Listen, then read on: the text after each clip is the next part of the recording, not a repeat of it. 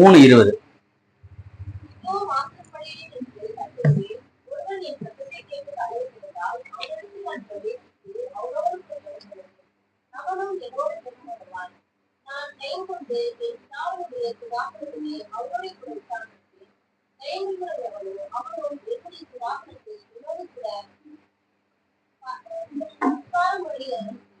போதும். அல்லேலூயா. இதோ நான் வாசப்படியில நின்று கதவை தட்டுகிறேன் என்று வார்த்தை சொல்கிறது. இதோ நான் வாசப்படியில நின்று கதவை தட்டுகிறேன். உலகம் உண்டாகி கிட்டத்தட்ட 6000 வருஷம் ஆச்சு, அப்படித்தானே? கிபி, அதாவது கிறிஸ்து பிறப்பதற்கு முன்பாக 4000 வருஷம். இப்ப அதற்கு அப்புறம் கிட்டத்தட்ட 2025 வருஷம். கிட்டத்தட்ட 6000 வருஷமாக இந்த உலகம் பயணித்துக் கொண்டே இருக்கிறது, அதாவது சுற்றி கொண்டே இருக்கிறது. ஒரு நாள் அந்த பூமி தன்னைத்தானே ஒரு முறை சுற்றுவதற்கு ஒரு நாள், சூரியனை சுற்றி வருவதற்கு பிள்ளைங்க படிச்ச பிள்ளைங்களா, சூரியனை சுற்றி வர 1 வருஷ காலம், 365 நாட்களுக்குள்ள சூரியனை சுற்றி வருகிறது. கிட்டத்தட்ட 6000 வருஷமாக இந்த பூமி சுற்றி கொண்டே இருக்கிறது. அல்லேலூயா. அப்போ இந்த வருஷங்களை நம்ம 2ஆ பிரிக்கிறோம், அதாவது கிபி கிமு அப்படின்னு, கிறிஸ்து பிறப்பதற்கு முன்பாக, கிறிஸ்து பிறப்பதற்கு பின்பாக அப்படின்னு சொல்லிட்டு 2ஆ பிரிக்கிறோம். அதே போலதான் வேதாகமத்தை நம்ம எடுத்துட்டோம்னா 2ஆ பிரிக்கிறோம், பழைய ஏற்பாடு, புதிய ஏற்பாடு. அதுவும் இயேசு கிறிஸ்துடைய பிறப்பை குறித்து தான் சொல்லப்படுகிறது. இயேசு கிறிஸ்து பிறப்பதற்கு முன்பாக இருக்கக்கூடியது நம்ம பழைய ஏற்பாடுன்னு சொல்றோம். இயேசு கிறிஸ்து பிறந்ததுக்கு அப்புறம் வரக்கூடியது இந்த புதிய ஏற்பாடுன்னு நம்ம சொல்றோம். சோ கிட்டத்தட்ட பாத்தீங்கன்னா இந்த நம்முடைய வேதாகமத்துல, ஆதி ஆகமத்துல நம்ம பாக்குறோம் இந்த உலகத்தினுடைய பிறப்பிற்கு, அதாவது இந்த உலகம் உண்டான காரியங்கள் எல்லாமே புதிய ஏற்பாடுல கொடுக்கப்பட்டிருக்கிறது. கடைசியில வெளிப்படுத்தின விசேஷத்துல பாத்தீங்க அப்படின்னா இந்த உலகத்துடைய முடிவு, புதிய வானம், புதிய பூமி, புதிய எருசலேம் அப்படின்னு சொல்லிட்டு ஒரு புதிய பிறப்பு, அதை நோக்கி இந்த உலகம் போகிறது. சோ பாத்தீங்கன்னா நம்முடைய வேதாகமத்துல நம்முடைய பழைய காலம், அதாவது நம்முடைய கடந்த காலமும் கொடுக்கப்பட்டிருக்கிறது, நம்மளுடைய எதிர்காலமும் கொடுக்கப்பட்டிருக்கிறது, நம்மளுடைய நிகழ்காலமும் கொடுக்கப்பட்டிருக்கிறது. அல்லேலூயா. அப்ப 3 காலங்களையும் அடங்கினதுதான் நம்மளுடைய வேதாகமம். 3 காலமுமே இந்த வேதாகமத்துல கொடுக்கப்பட்டிருக்குது. அப்ப நம்ம நிகழ்காலத்துல, நம்ம வேதாகமத்துல எந்த வசனத்துல நம்ம இருக்கிறோம், எந்த அதிகாரத்துல, எந்த வசனத்துல நம்ம இருக்கிறோம்? ஏன்னா நம்முடைய கடந்த காலமும் இந்த வேதத்துல இருக்கு, எதிர்காலமும் இந்த வேதத்துல இருக்கு. இப்ப நிகழ்காலம் நம்முடைய இப்ப கரண்டா நடக்கக்கூடியது எந்த அதிகாரத்துல, எந்த வசனத்துல அப்படின்னா வெளிப்படுத்தின விசேஷம் 6வது அதிகாரம் 8ஆம் வசனம் 9வது வசனம். வாசிங்களேன். வெளிப்படுத்தினது 6, 8, 9.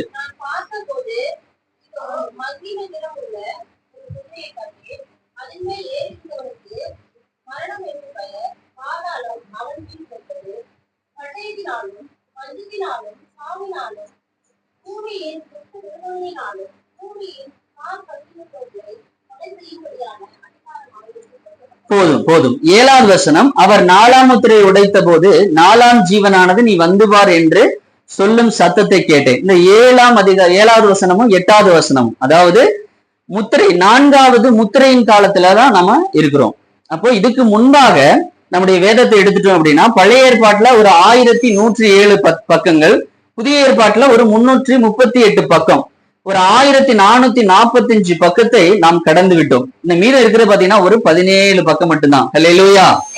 இந்த 17 பக்கத்துக்குள்ள இந்த உலகம் என்ன போகுது, இந்த உலகம் முடிவுக்கு வரப்போகிறது. அல்லேலூயா. எத்தனை பக்கத்துல முடிவுக்கு வரப்போகுது? இன்னும் 17 பக்கம். அப்ப இதுக்கு முன்னாடி கிட்டத்தட்ட 1445 பக்கங்கள் ஆம் என்றும் ஆமேன் என்றும் நிறைவேறி ஆகிவிட்டது. அல்லேலூயா. இதுல ஏதாவது சொல்ல முடியுமா உங்களால? இல்லங்க இது நிறைவேறல, இல்ல ஒரு 50% தான் நிறைவேறிச்சு, இல்ல ஒரு 80% தான் நிறைவேறிச்சு அப்படின்னு உங்களால இதை சொல்ல முடியுமா? ப்ரூஃப் பண்ண முடியுமா? உலகத்துல எத்தனையோ பேர் இந்த வேதாகம் பொய்ன்னு சொல்லிட்டு ப்ரூஃப் பண்றதுக்கு நிறைய பேர் கடந்து வந்துட்டாங்க. ஆனா அவர்கள் எல்லாமே வீழ்ச்சி தான் அடைஞ்சாங்க. அல்லேலூயா. அப்ப இந்த வேதாகமத்துல கொடுக்கப்பட்ட அத்தனை வார்த்தைகளும் ஆம் என்றும் ஆமேன் என்றும் நிறைவேறுவதற்காகவே ஆவியானவரால் எழுதப்பட்டிருக்கிறது. அப்ப மீதம் இருக்கக்கூடிய இந்த 17 பக்கமும் நடக்குமா நடக்காதா? ஆமென். சத்தமா? கண்டிப்பா நடந்தே தீரும். இந்த 17 பக்கமும் நடந்தே தீரும். அப்ப இந்த 17 பக்கத்துக்குள்ள நம்முடைய எதிர்காலம், இந்த உலகத்தோட எதிர்காலம், நம்முடைய தேசத்தின் எதிர்காலம் எல்லாமே அடங்கி இருக்கிறது. அல்லேலூயா. அப்ப நம்ம என்ன பார்க்க போறோம் இன்னைக்கு வேத பாடத்துல அப்படின்னா, இந்த உலகம் 6000 வருஷமாக ஓடிக்கொண்டே இருக்கிறது, சுற்றி கொண்டே இருக்கிறது, பயணித்து கொண்டே இருக்கிறது. அப்போ அந்த பயணம் அப்படின்னா ஒரு டெஸ்டினேஷன் இருக்கும். அதாவது ஒரு இப்ப நம்ம இங்க அவினாசில பஸ் ஏறுறீங்க, ஒரு பஸ்ல நீங்க எடுத்தோன்னு என்ன கேட்பாங்க, எங்க போறீங்கன்னு கேட்பாங்க. அப்போ எல்லா பயணத்திற்கும் ஒரு எந்த இடத்துக்கு போகிறோம், எந்த நோக்கத்திற்காக போகிறோம் அப்படிங்கிற ஒரு இடம் உண்டு, ஒரு டெஸ்டினேஷன் உண்டு. இல்லையா? இப்ப கோயம்புத்தூர் பஸ்ல ஏறினோம்னா நம்ம கோயம்புத்தூர்னு சொல்லி டிக்கெட் எடுக்கிறோம். அதே போலதான் இந்த உலகம் எதையோ ஒரு நோக்கு, ஒரு இலக்கை நோக்கி பயணித்துக் கொண்டிருக்கிறது. அல்லேலூயா. அப்ப எதை நோக்கி பயணித்துக் கொண்டிருக்கிறது அப்படிங்கிறதா நம்ம தியானிக்க போறோம். நான் இதை ரெண்டா பிரிக்கிறேன். இந்த உலகத்தை நான் ரெண்டா பிரிக்கிறேன். இந்த உலகம் முழுவதையும் நான் ஒரு பக்கம் வைக்கிறேன். இன்னொரு பக்கம் பாத்தீங்கன்னா இந்த உலகத்திலிருந்து பிரித்தெடுக்கப்பட்ட சபை. அல்லேலூயா. சபைனா யாரு? நாம தான் சபை. அப்போ உலகத்திலிருந்து பிரித்தெடுக்கப்பட்ட சபையை ஒரு புறமும், இந்த உலகத்தை நான் ஒரு புறமும் வைக்கிறேன். அப்ப இந்த உலகம் எதையோ நோக்கி ஓடிக்கொண்டிருக்கிறது, எதையோ நோக்கி பயணித்துக் கொண்டிருக்கிறது. பிரித்தெடுக்கப்பட்ட சபையாகிய நாம் எதையோ நோக்கி ஓடிக்கொண்டிருக்கிறோம், எதையோ நம்முடைய இலக்காக கொண்டு ஓடிக்கொண்டிருக்கிறோம். அப்போ இந்த உலகம் எதை நோக்கி ஓடிக்கொண்டிருக்கிறது? இயேசுடைய 3ஆம் வருகையை நோக்கி ஓடிக்கொண்டிருக்கிறது. அல்லேலூயா. இந்த சபை எதை நோக்கி ஓடிக்கொண்டிருக்கிறது? சபையுடைய இலக்கு என்ன அப்படின்னா, சபையுடைய இலக்கு இயேசு கிறிஸ்துடைய 2ஆம் வருகையை தான். இயேசு கிறிஸ்துடைய 2ஆம் வருகை நோக்கிதான் இந்த சபையானது பயணித்துக் கொண்டிருக்கிறது அல்லது ஓடிக்கொண்டிருக்கிறது. அல்லேலூயா. ஆமென். நம்மள சபைக்கு எதுக்காக வந்திருக்கோம்? ரட்சிக்கப்பட்டாச்சு, சபையில சேர்க்கப்பட்டாச்சு. என்ன நோக்கத்திற்காக நம்ம சபைக்கு வந்திருக்கோம்? நம்முடைய நோக்கம் என்ன? நித்திய ஜீவன். யார் சொன்னா? எதற்காக? நல்ல சத்தமா. காலகாலமா அவரோடு இருப்பதற்காக, நித்திய ஜீவனை பெற்றுக் கொள்வதற்காக. அல்லேலூயா. சரியான பதில சொன்னீங்க. சபையில நாம் சேர்க்கப்பட்டதன் நோக்கம் என்ன அப்படின்னா, நாம் நித்திய ஜீவனை பெற்றுக் கொள்ளும்படியாக. அல்லேலூயா. இங்க இருக்கக்கூடியவர்கள் நிறைய பேரு கர்த்தரை அறியாத குடும்பத்தில இருந்து வந்திருப்பீங்க. மற்ற மதங்கள்ல மற்ற தெய்வங்களை வணங்கி கொண்டிருந்து இயேசுவை புதிதாக அறிஞ்சு கூட நம்ம சபையில சேர்க்கப்பட்டிருப்போம். அப்போ இந்த உலகத்தில் அநேக தெய்வங்கள் என்று உண்டு, அப்படித்தானே? அநேகர்கள் தெய்வங்கள் என்று வணங்கி கொண்டிருக்கிற சூழ்நிலையில இயேசுதான் தெய்வம் என்று நம்ம ஏன் இயேசுவை தெய்வமாக ஏற்றுக்கொண்டிருக்கிறோம் அப்படின்னா, இயேசு மாத்திரமே நம்முடைய ஜீவனை நித்திய ஜீவனுக்கு நேராக கொண்டு போய் சேர்க்க முடியும். அல்லேலூயா. அவர்தான் வழியும் சத்தியமும் ஜீவனுமாயிருக்கிறார். அல்லேலூயா. நம்முடைய ஆத்மாவை ரட்சித்து பரலோக ராஜ்யமாகிய அந்த நித்திய ஜீவனுக்கு நேராக நம்மை கூட்டி சேர்ப்பதற்கு யாரால் மாத்திர முடியும் அப்படின்னா, இயேசு கிறிஸ்துவால் மாத்திர முடியும். அல்லேலூயா. இப்ப இந்த உலகத்தில் இருக்கக்கூடிய தெய்வங்கள் என்று சொல்லப்படக்கூடிய தெய்வங்களால் முடியாத ஒரு விஷயம் இயேசு கிறிஸ்துவால் முடியும் என்றால், அது நம்முடைய ஆத்மாவை இந்த உலகத்திலிருந்து ரட்சித்து பரலோக ராஜ்யத்திற்கு கொண்டு சேர்ப்பதே. ஆமென். அல்லேலூயா. அதற்காக தான் இந்த உலகத்துல இயேசு நம்மை தெரிந்து கொண்டிருக்கிறார். அல்லேலூயா. இந்த உலகத்துல நம்முடைய வேதத்துல 3 பிரமாணங்கள் உண்டு. என்னென்ன பிரமாணம்? ஒன்று மனசாட்சி பிரமாணம், இரண்டாவதாக நியாய பிரமாணம், மூன்றாவதாக கிருபை பிரமாணம். முதல் பிரமாணம் பாத்தீங்க அப்படின்னா ஆதாம், அதாவது மனசாட்சி பிரமாணம். மனசாட்சிப்படி ஒரு மனுஷன் என்ன பண்ணக்கூடாது? தவறு செய்யக்கூடாது, குற்றம் செய்யக்கூடாது. அவனுக்கு ஆதாமுக்கு பாத்தீங்கன்னா ஒரே ஒரு கட்டளை கொடுக்கப்பட்டது, இந்த பழத்தை நீ சாப்பிடக்கூடாது, நன்மை தீமை அறியத்தக்க கனியை புசிக்க கூடாதுன்னு ஒரே ஒரு கட்டளை கொடுக்கப்பட்டது. அப்ப அவனுடைய மனசாட்சியின்படி அந்த கனியை அவன் சாப்பிடக்கூடாது. அப்ப அந்த மனசாட்சி பிரமாணங்கிறது அவனுடைய அந்த ஆதாம் காலத்திலிருந்து ஆபிரகாம் காலம், இன்னும் பாத்தீங்க அப்படின்னா மோசேக்கு தான் முதலாக நியாய பிரமாணம் கொடுக்கப்படுகிறது. ஆனால் ஆதாம் பாத்தீங்கன்னா அவனை பலி செலுத்த ஆரம்பிச்சிருவான். எங்க பலி ஆரம்பிச்சதோ அங்கே நியாய பிரமாணம் ஆரம்பிச்சாயிடுச்சு. அப்போ அதுக்குரிய முழுமையான பிரமாணம் யாரு கையில கொடுக்கப்பட்டது அப்படின்னா, யார் கையில? மோசே கையில தான் நியாய பிரமாணம் முழுமையாக கொடுக்கப்படுகிறது. அப்போ 2வது பிரமாணம் நியாய பிரமாணம். 3வது பிரமாணம் பாத்தீங்க அப்படின்னா கிருபையின் பிரமாணம். இதை கொண்டு வந்தது யாரு? இயேசு கிறிஸ்து. அல்லேலூயா. நல்ல சத்தமா அல்லேலூயா. சோ நீங்க அப்படியே பின்னாடியே கவனிச்சுட்டே வந்தீங்கன்னா தான் புரியும். கவனிச்சுட்டே வந்தீங்கன்னா நான் இடையில கேள்வி கேட்கறதுக்கு பதில் சொல்லணும். அல்லேலூயா. ரொம்ப சிம்பிளான கேள்விதான். அதை 3வது பிரமாணமாகிய கிருபை பிரமாணத்தை இந்த உலகத்திற்கு இயேசு கொண்டு வருகிறார். அல்லேலூயா. அப்போ நியாய பிரமாணம் அப்படிங்கிறது என்ன அப்படின்னா பலி செலுத்துதல், அப்படித்தானே? முழுமையாக ஒரு மனுஷன் பாவம் செஞ்சான் அப்படின்னா அவனுடைய அந்த பாவத்திற்கு பரிகாரமாக ஒரு பலி செலுத்தினா அந்த பாவம் போகும் அப்படின்னு சொல்லிட்டு ஒரு பிரமாணம் இருந்தது. ஆனால் அது முழுமையாக சக்சஸ் ஆகல. ஏன் அப்படின்னா அது வந்து ஒரு சடங்காச்சாரமா ஆயிடுச்சு. ஒரு பலி செலுத்துறது அப்படின்னா என்ன, ஒரு அவங்க வீட்டுல வந்து ஒரு ஆட்டுக்குட்டியை வளர்ப்பாங்க. ஒரு ஆட்டுக்குட்டி பிறந்ததுல இருந்து ஒரு வயசு, அதாவது ஒரு வருஷத்துக்கு ஒரு தடவை அந்த பலி செலுத்துறாங்க. அந்த ஒரு வருஷம் வரையும் அந்த அந்த ஆட்டுக்குட்டிய எந்த விதமான பழுதும் இல்லாம பத்திரமா பாத்துக்குவாங்க. அப்படின்னா என்ன அர்த்தம், வீட்டுல எப்படி நம்ம ஒரு குழந்தைய பொத்தி பொத்தி வளர்க்குறோம், அதே மாதிரி அவங்க வீட்டுல ஒரு குழந்தையாக அந்த ஆட்டுக்குட்டியை வளர்ப்பாங்க. அப்படித்தானே, அந்த ஆட்டுக்குட்டியை ஒரு சின்ன பழுது கூட வரக்கூடாது, அதாவது ஒரு எதுவும் காயமோ படக்கூடாது, அப்படி அந்த அளவுக்கு அதை பொத்தி பொத்தி பாதுகாப்பாங்க. அப்ப வருஷத்துக்கு ஒரு தடவை அந்த ஆட்டுக்குட்டியை பலியிடும் பொழுது என்னுடைய பாவத்திற்காக ஒரு ஜீவன், அதாவது நான் வளர்த்த ஒரு குழந்தையாக வளர்த்த ஒரு ஆட்டுக்குட்டி அடிக்கப்படுகிறதே அப்படிங்கிற ஒரு மன வருத்தம் யாருக்கு வரணும், அந்த வளர்த்தவங்களுக்கு வரணுமா வேண்டாமா? கண்டிப்பா வரணும். வீட்டுல நல்லா பாருங்க, வீட்டுல ஒரு குழந்தை, வீட்டுல இந்த பூனைக்குட்டி நாய்க்குட்டி வளர்க்குறவங்களே பாத்தீங்கன்னா அது செத்து போச்சுன்னா ரொம்ப ஃபீல் பண்ணுவாங்க, ரொம்ப வருத்தப்படுவாங்க. ஏன் அப்படின்னா அது ரொம்ப பாசமா வளர்ப்பாங்க. அது மாதிரிதான் அந்த ஆட்டுக்குட்டியை வளர்த்தவங்களுக்கு அந்த ஆடு தன்னுடைய பாவத்திற்காக, என்னுடைய பாவத்திற்காக இது அடிக்கப்படுகிறதே அப்படிங்கிற ஒரு உணர்வு அவர்களுக்கு வேணும், அப்படித்தானே? ஆனால் அவர்கள் அந்த உணர்வற்றவர்களாக இருந்தாங்க. வருஷத்துக்கு, இது வந்து ஒரு சடங்காச்சாரம், வருஷத்துக்கு ஒரு தடவை அந்த ஆட்டுக்குட்டியை கொண்டு போக வேண்டியது. அங்க பலியிடக்கூடிய அந்த எருசலேம் சுத்தி பாத்தீங்கன்னா ஃபுல்லா இருக்கக்கூடிய என்னென்ன பாவங்கள் இருக்குமோ அத்தனை பாவங்களும் நிறைந்த ஒரு நகரமா தான் அந்த எருசலேம் நகரம் இருந்தது. எல்லா பாவம் இங்க இருந்து போகும்போதே அவன் யோசிச்சுட்டு போவான், எப்படி நாளைக்கு என்ன பண்ண போறோம், ஆட்டை பலியிட போறோம். அப்ப இன்னைக்கு என்ன பாவம்னாலும் செஞ்சுக்கலாம், கொண்டே வந்து ஆட்டை பலியிட வேண்டியது, வர வேண்டியது, திரும்ப அதே இடத்துல இன்னும் அடுத்த ஒரு வருஷம் நமக்கு டைம் இருக்கு. அப்ப ஒரு வருஷம் வரையும் என்ன பாவம்னாலும் செஞ்சுக்கலாம் அப்படின்னு சொல்லிட்டு ஒரு சடங்காச்சாரமாக அது மாறினதே ஒழிந்து அந்த அந்த பலியிடுதல் அப்படிங்கிறது அவனுக்கு ஒரு உணர்வை கொண்டு வரவில்லை, ஒரு மனம் திரும்புதலை கொண்டு வரலை, நான் செய்யறது பாவம் அப்படிங்கிற ஒரு உணர்வை அவனுக்கு கொண்டு வரவில்லை. அல்லேலூயா. அப்ப அதனால மனுஷனுடைய பாவம் மன்னிக்கப்படவும் இல்லை.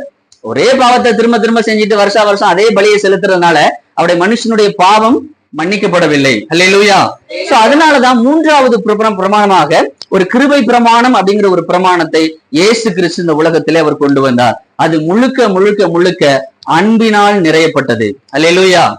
ஒரு நியாய பிரமாணத்தை எடுத்துக்கிட்டா எல்லாத்துக்குமே பல்லுக்கு பல்லு, கண்ணுக்கு கண்ணு, அடிக்கு அடி, உதைக்கு உதை, குத்துக்கு குத்து, ஒருத்தனை கொண்டுட்டோம் அப்படின்னா அதே அவங்க வீட்டுல இருந்து வந்து இவனை என்ன பண்ணாங்க, அடிச்சு கொன்றுவாங்க. சோ எல்லாத்துக்குமே அடிக்கடி உதைக்கு உதை என்று இருந்த பிரமாணத்திற்கு நிகராக இயேசு கிறிஸ்து ஒரு பிரமாணத்தை கொண்டு வந்தார், மன்னிக்கக்கூடிய ஒரு பிரமாணத்தை கொண்டு வந்தார். அல்லேலூயா. மோசைக்கு கொடுக்கப்பட்டது 10 கட்டளைகள், அதற்கு நிகராக 2 கட்டளை கொடுக்கிறார். ஒண்ணு, உன் தேவனாகிய கர்த்தரை உன் முழு இருதயத்தோடும் முழு பலத்தோடும் முழு ஆத்மாவோடும் அன்பு கூறுவாயாக, முதல் கட்டளை. 2வது கட்டளை, உன்னை நீ நேசிப்பது போல பிறரை நேசி. அப்போ மோசைக்கு கொடுத்த அந்த 10 கட்டளைகளும் இயேசு கொண்டு வந்த 2 கட்டளைகளுக்குள் அடங்கி இருந்தது. ஆனால் அந்த கட்டளை முழுக்க முழுக்க அன்பினால் நிறைந்திருந்தது. அல்லேலூயா. இந்த 2 கட்டளைகளுக்குள்ள மனுஷனை மன்னிக்கும்படியாக, மனுஷனோடு சமாதானமாக இருக்கும்படியாக, மனுஷனுக்கு அன்பு செலுத்தும்படியாக அந்த கட்டளைகள் நிறைந்திருந்தது. அல்லேலூயா. இப்ப நம்ம பாத்தீங்க அப்படின்னா பழைய ஏற்பாட்டுல நம்ம சொன்ன அடிக்கு அடி, ஆனா இயேசு கிறிஸ்து சொன்னாரு, உன்னை ஒரு கணத்தில் அரைஞ்சா மறுகணத்தை காமி. அப்ப நீ இங்க வந்து நீ ஒரு கணத்தை அரைஞ்சா திரும்ப உன்னை அறைய சொல்லல, ஒரு கணத்துல அரைஞ்சா நீ மறுகணத்தை காமி. அப்ப உனக்கு உணர்வு வரும், அப்ப இன்னும் என்னடா நம்ம அடிச்சோம், இன்னொரு கணத்தை காமிக்கிறானே, அப்ப அந்த கணத்தை அரைஞ்சா என்ன பண்ணணும், திரும்ப அடிக்கணுமா? இல்ல, அடுத்த கணத்தையும் காமிக்கணும். அல்லேலூயா. அப்போ நம்மளுடைய அவனுடைய பாவத்துக்கு அவன் செய்வது குற்றம் என்று அவனுக்கு உணர்வை கொடுக்கும்படியான ஒரு புதிய பிரமாணத்தை, கிருபை பிரமாணத்தை இந்த உலகத்திலே இயேசு கிறிஸ்து கொண்டு வந்தார். அல்லேலூயா. அப்போ நான் முதலே சொன்னது மாதிரி இந்த உலகம் இயேசு கிறிஸ்துடைய 3ஆம் வருகையை நோக்கி போய்கொண்டிருக்கிறது. நம்முடைய சபை இயேசு கிறிஸ்துடைய 2ஆம் வருகை நோக்கி போய்கொண்டிருக்கிறது. அப்ப இயேசுக்கு இந்த உலகத்துல எத்தனை வருகை மொத்தம்? 3 வருகை. முதல் வருகையில அவர் என்ன வருகிறார் அப்படின்னா ஒரு ஆசாரியனாக இந்த உலகத்திலே, அதாவது ஒரு பலி பொருளாக இந்த உலகத்திலே வருகிறார். அப்ப ஆசாரியன் அப்படின்னா என்ன? ஆசாரியனுடைய பிரதான வேலை என்ன அப்படின்னா தன்னுடைய மற்றவர்களுடைய பாவத்திற்காக தேவனிடத்தில் பரிந்து பேசுகிறது தான் ஒரு பிரதான ஆசாரியனுடைய வேலை. இப்ப பழைய ஏற்பாட்டுல அப்படிப்பட்ட ஒரு பிரதான ஆசாரியன் அப்படிங்கிற ஒரு பட்டம் இருந்துச்சா இல்லையா? அந்த மகா பரிசுத்த ஸ்தலத்துக்குள்ள வருஷத்துக்கு ஒரு தடவை தான் இந்த பிரதான ஆசாரியன் உள்ளே போய் அந்த தேவனிடத்துல அந்த வந்திருக்கக்கூடிய அத்தனை மக்களுடைய பாவத்திற்காக ஒரு ஆட்டையோ மாட்டையோ பலி செலுத்தி, தன்னுடைய பாவத்திற்காக ஒரு பலியை செலுத்தி அந்த மகா பரிசுத்த ஸ்தலத்துக்குள்ள போயிட்டு அந்த இடத்துல பாத்தீங்கன்னா தேவனுடைய பிரசன்னம் இறங்கி வரும். அந்த தேவனிடத்துல இந்த ஜனங்கள்லாம் பாவத்தை செஞ்சுட்டாங்க, இவர்கள் எல்லாம் மன்னிங்க அப்படின்னு சொல்லிட்டு அவர்களிடத்துல பரிந்து பேசக்கூடியதுதான் அந்த பிரதான ஆசாரியனுடைய வேலை. அல்லேலூயா. அப்ப போகக்கூடிய பிரதான ஆசாரிகள் உயிரோட வருவாங்களாங்கிறது நிச்சயமே கிடையாது. போகும்போதே அவங்களுடைய கால்கள்ல ஒரு என்ன பண்ணுவாங்க, ஒரு பெரிய கைத்தை கட்டி வெளியில போட்டுருவாங்க. அவருடைய உடம்புல எல்லாம் பாத்தீங்கன்னா சங்கிலிகள், மணிகள் கட்டப்பட்டிருக்கும். அவருடைய கழுத்துல இடுப்புல எல்லாம் மணிகள் கட்டப்பட்டிருக்கும். அப்ப உள்ள போகக்கூடிய அந்த பரிசுத்த ஸ்தலத்துக்குள்ள உள்ள போகக்கூடிய அந்த பிரதான ஆசாரியன்ல அந்த மணி சவுண்டு கேட்கல அப்படின்னா அந்த காலில் கட்டிருக்கக்கூடிய இந்த கைத்தை பிடிச்சு இழுப்பாங்க. மணி சவுண்டு நின்று போச்சுன்னா என்ன அர்த்தம்? கர்த்தர் அவனை அடிச்சுட்டாருன்னு அர்த்தம். அல்லேலூயா. பலி செலுத்தினாலும் அவனுடைய பாவம் மன்னிக்கப்படவில்லை என்று அர்த்தம். அப்ப அவன் பாவம் மன்னிக்கப்படாத சூழ்நிலையில அவனை காலை பிடிச்சு வெளியில அந்த கைத்தை கட்டி இழுத்துருவாங்க. அப்போ அவன் செத்துட்டான்னு அர்த்தம். அல்லேலூயா. அப்போ ஒரு பிரதான ஆசாரியனுடைய வேலை என்ன அப்படின்னா, தேவனிடத்திலே மனுஷருக்காக, தன்னுடைய ஜனங்களுக்காக பாவம் மன்னிப்பு, அவர்களை மன்னிச்சிருங்க அப்படின்னு சொல்லிட்டு பரிந்து பேசக்கூடியதுதான் ஒரு பிரதான ஆசாரியனுடைய வேலை. அல்லேலூயா. மெல்கிசேதேக்கின் முறையை நம்ம கேள்விப்பட்டிருக்கோம். அப்படின்னா என்ன? நம்மளாம் அழைக்கப்பட்டது எப்படின்னா மெல்கிசேதேக்கின் முறைக்கு முன்னாடி தான் நம்ம அழைக்கப்பட்டிருக்கோம். அதாவது என்ன முறைமே இது? மெல்கிசேதேக்கின் முறை அப்படின்னா ஆசாரியர்களாகவும் ராஜாக்களாகவும் நாம் அழைக்கப்பட்டிருக்கோம். அப்படித்தானே? ஆமென். அல்லேலூயா.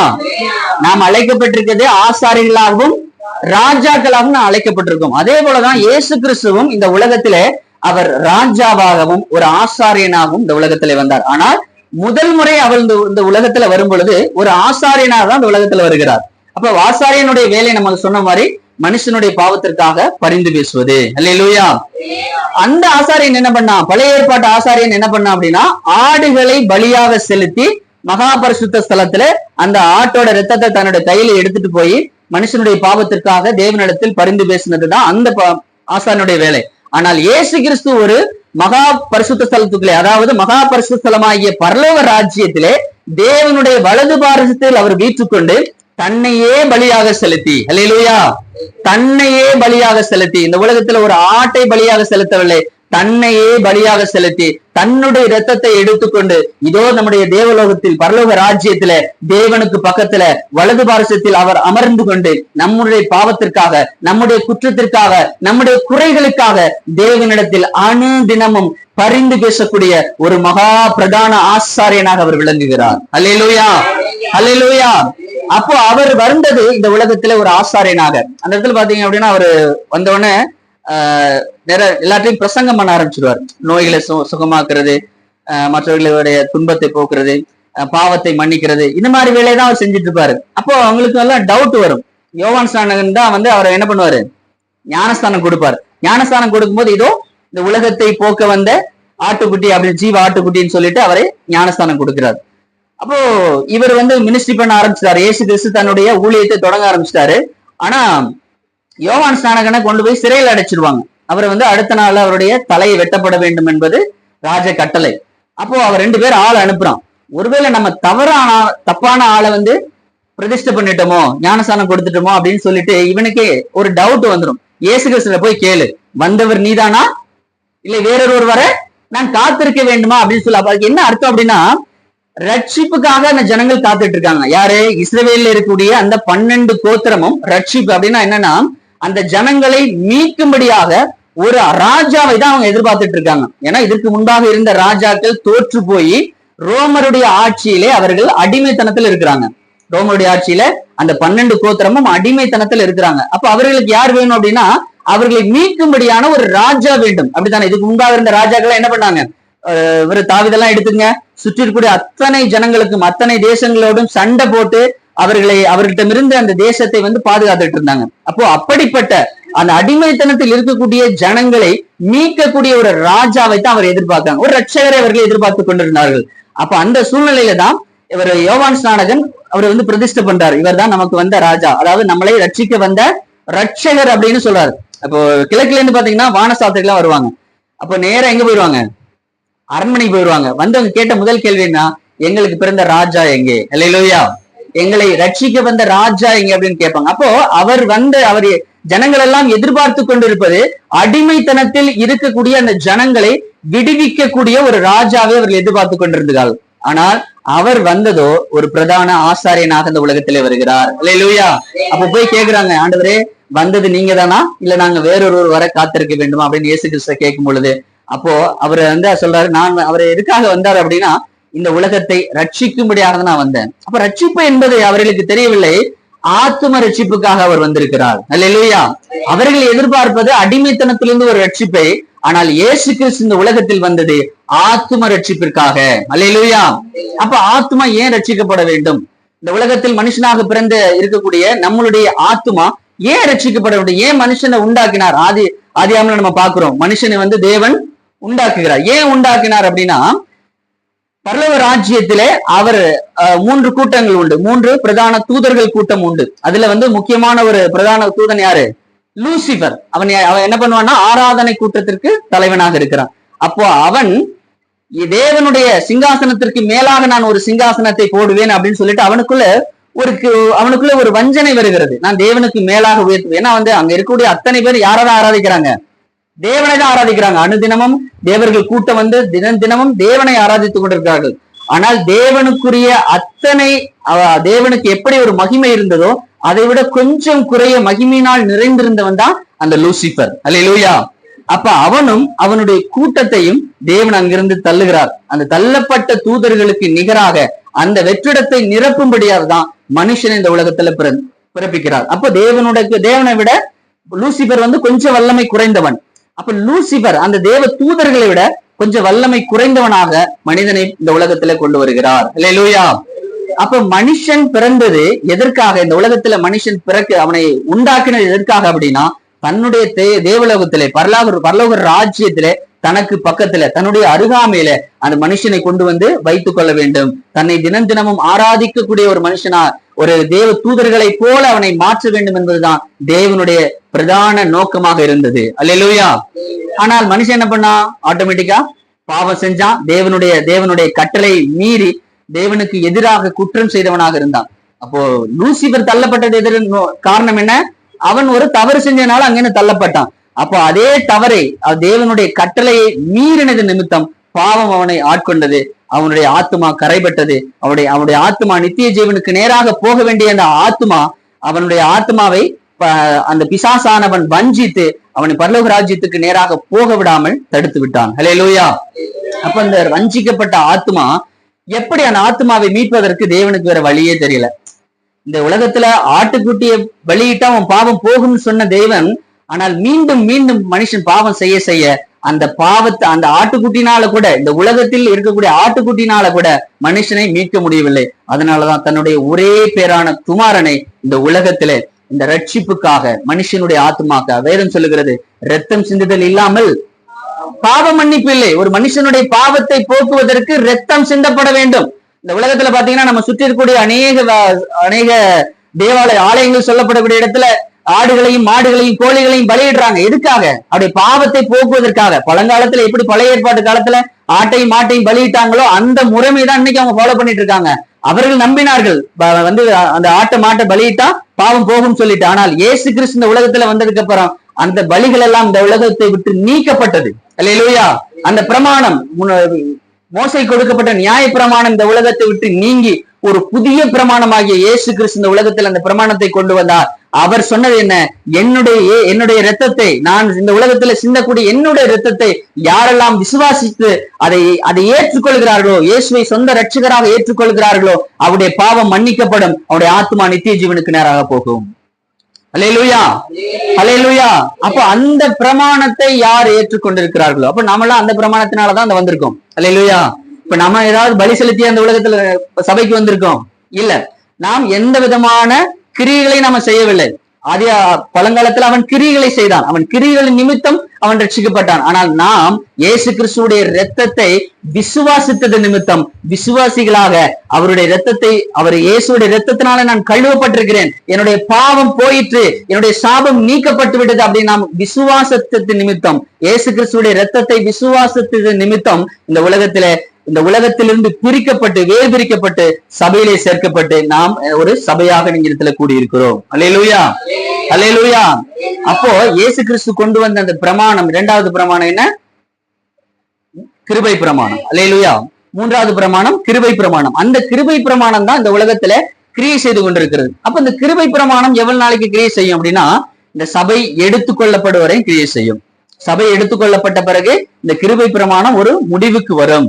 அதன் பிறகு பாத்தீங்கன்னா இந்த உலகத்துல 7 வருஷம் உபத்திரவ காலம் உண்டு. அந்த உபத்திரவ காலத்திற்கு அடுத்தது பாத்தீங்க அப்படின்னா மீண்டும் இயேசு கிறிஸ்துடைய 1000 வருஷம் அரசாட்சி இந்த உலகத்திலே உண்டு. அல்லேலூயா, அல்லேலூயா. அப்பொழுதுதான் அவர் இயேசு கிறிஸ்து ஒரு ராஜாவாக இந்த உலகத்திலே இறங்கி வருகிறார். இந்த உலகத்தை 1000 வருஷம் ஆட்சி செய்யக்கூடிய ஒரு ராஜாவாக இந்த உலகத்திலே இறங்கி வரப்போகிறார். ஆமென், அல்லேலூயா. அப்ப நாம் எப்படி அழைக்கப்பட்டிருக்கிறோம்? ராஜாக்களாகவும் ஆசாரிகளாகவும் அழைக்கப்பட்டது போல இயேசு கிறிஸ்துவும் முதன்முறையாக இந்த உலகத்திலே வரும் பொழுது அவர் ஒரு ஆசாரியனாக வந்தார். 3வது முறை இந்த உலகத்திலே வரும் பொழுது அவர் ஒரு ராஜாவாக இந்த உலகத்தை 1000 வருஷம் ஆளுகை செய்யக்கூடிய ஒரு பிரதான ஒரு ராஜாவாக இந்த உலகத்தையே கட்டி ஆளக்கூடிய ஒரு புதிய ராஜாவாக இந்த உலகத்திலே வருவார். அப்பொழுது ஒரு புதிய பிரமாணம் கொண்டு வரப்படும். ஏன்னா கிருபை பிரமாணம் முடிவுக்கு வருகிறது. 7 வருஷம் உபத்திரவ காலம் நடக்கும். 7 வருஷம் உபத்திரவ காலத்தின் அடுத்ததாக இயேசு கிறிஸ்துவுடைய 1000 வருஷ அரசாட்சியில ஒரு புதிய பிரமாணம் இந்த உலகத்திலே கற்பிக்கப்படும். அல்லேலூயா, அல்லேலூயா. சோ இதுதான் ஒரு டைம் லைன். எப்ப அந்த 1000 வருஷம் அரசாட்சிக்கு அப்புறம் இந்த உலகம் அழிவுக்கு நேராக, அதாவது அக்கினியினுடைய அழிவுக்கு நேராக போகும். இந்த உலகம் அழித்து ஒரு புதிய உலகத்தை, ஒரு புதிய பூமி, புதிய வானம், ஒரு புதிய எருசலேமை இந்த உலகத்திற்கு மீண்டும் ஒரு புது உலகமாக இந்த உலகத்திலே அவர் பிறப்பிக்க போகிறார். அல்லேலூயா, அல்லேலூயா. அப்போ நாம சொன்னோம் இந்த உலகம் இயேசு கிறிஸ்துவுடைய 3ஆம் வருகைக்காக ஆயத்தமாக்கி கொண்டிருக்கிறது அல்லது பிரயாணப்பட்டு கொண்டிருக்கிறது அப்படின்னு சொன்னோம். சரி, எங்கெல்லாம் அவர்கள் ஆயத்தமாக்கி கொண்டிருக்கிறார்கள் அப்படின்னு நம்ம பார்க்க போறோம். இயேசு கிறிஸ்துடைய 3ஆம் வருகை அப்படின்னா என்ன நம்ம பார்க்கலாம். அப்போஸ்தலர் 1ஆம் அதிகாரம்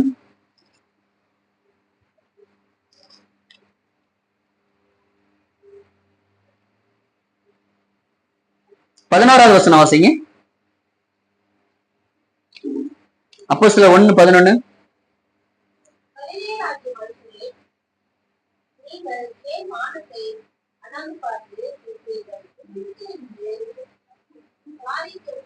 வானத்துக்கு எடுத்துக்கொள்ளப்பட்ட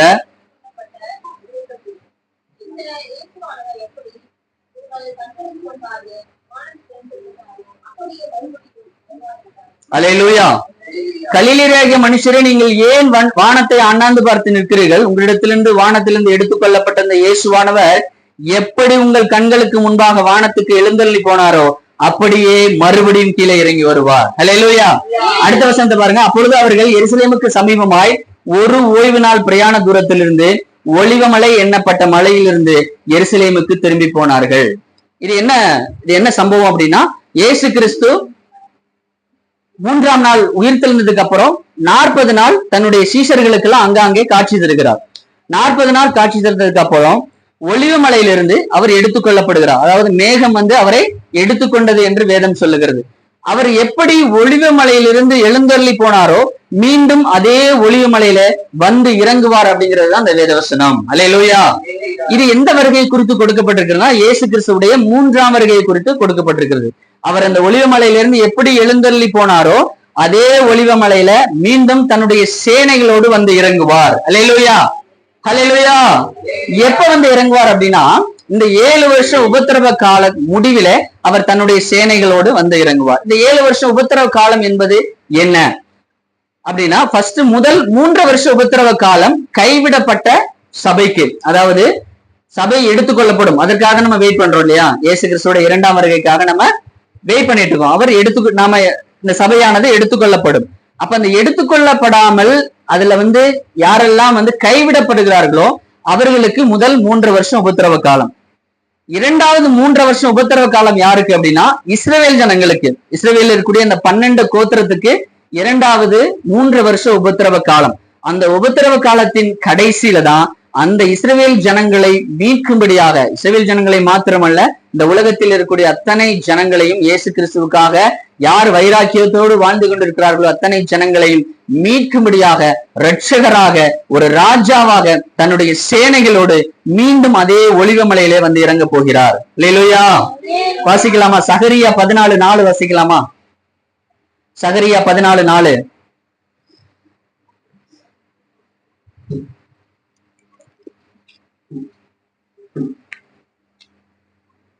சகரியா 14:4.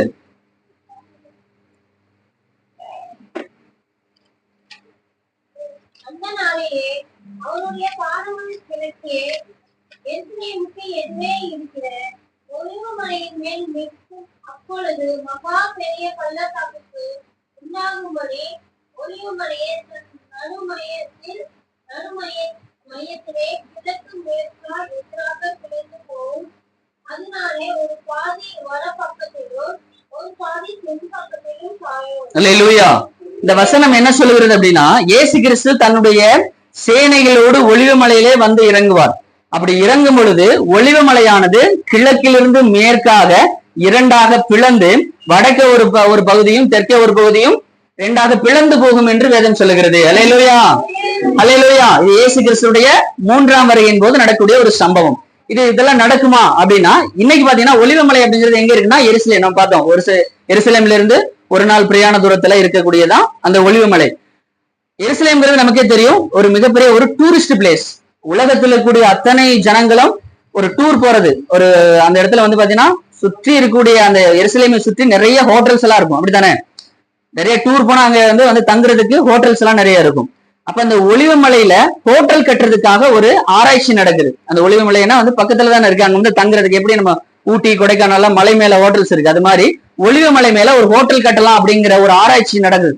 அப்ப அந்த ஆராய்ச்சியின் போது அவங்க கண்டுபிடிச்சது என்ன அப்படின்னா, ஒலிவமலை மேல ஹோட்டல் கட்ட முடியாது. ஏன் அப்படின்னா அது கிழக்கு மேற்காக உள்ள ஒரு பிளவு ஏற்பட்டு இருக்கிறது அப்படின்னு இன்னைக்கு ஒரு ஆராய்ச்சியில கண்டுபிடிச்சு சொல்லியிருக்காங்க. அல்லேலூயா.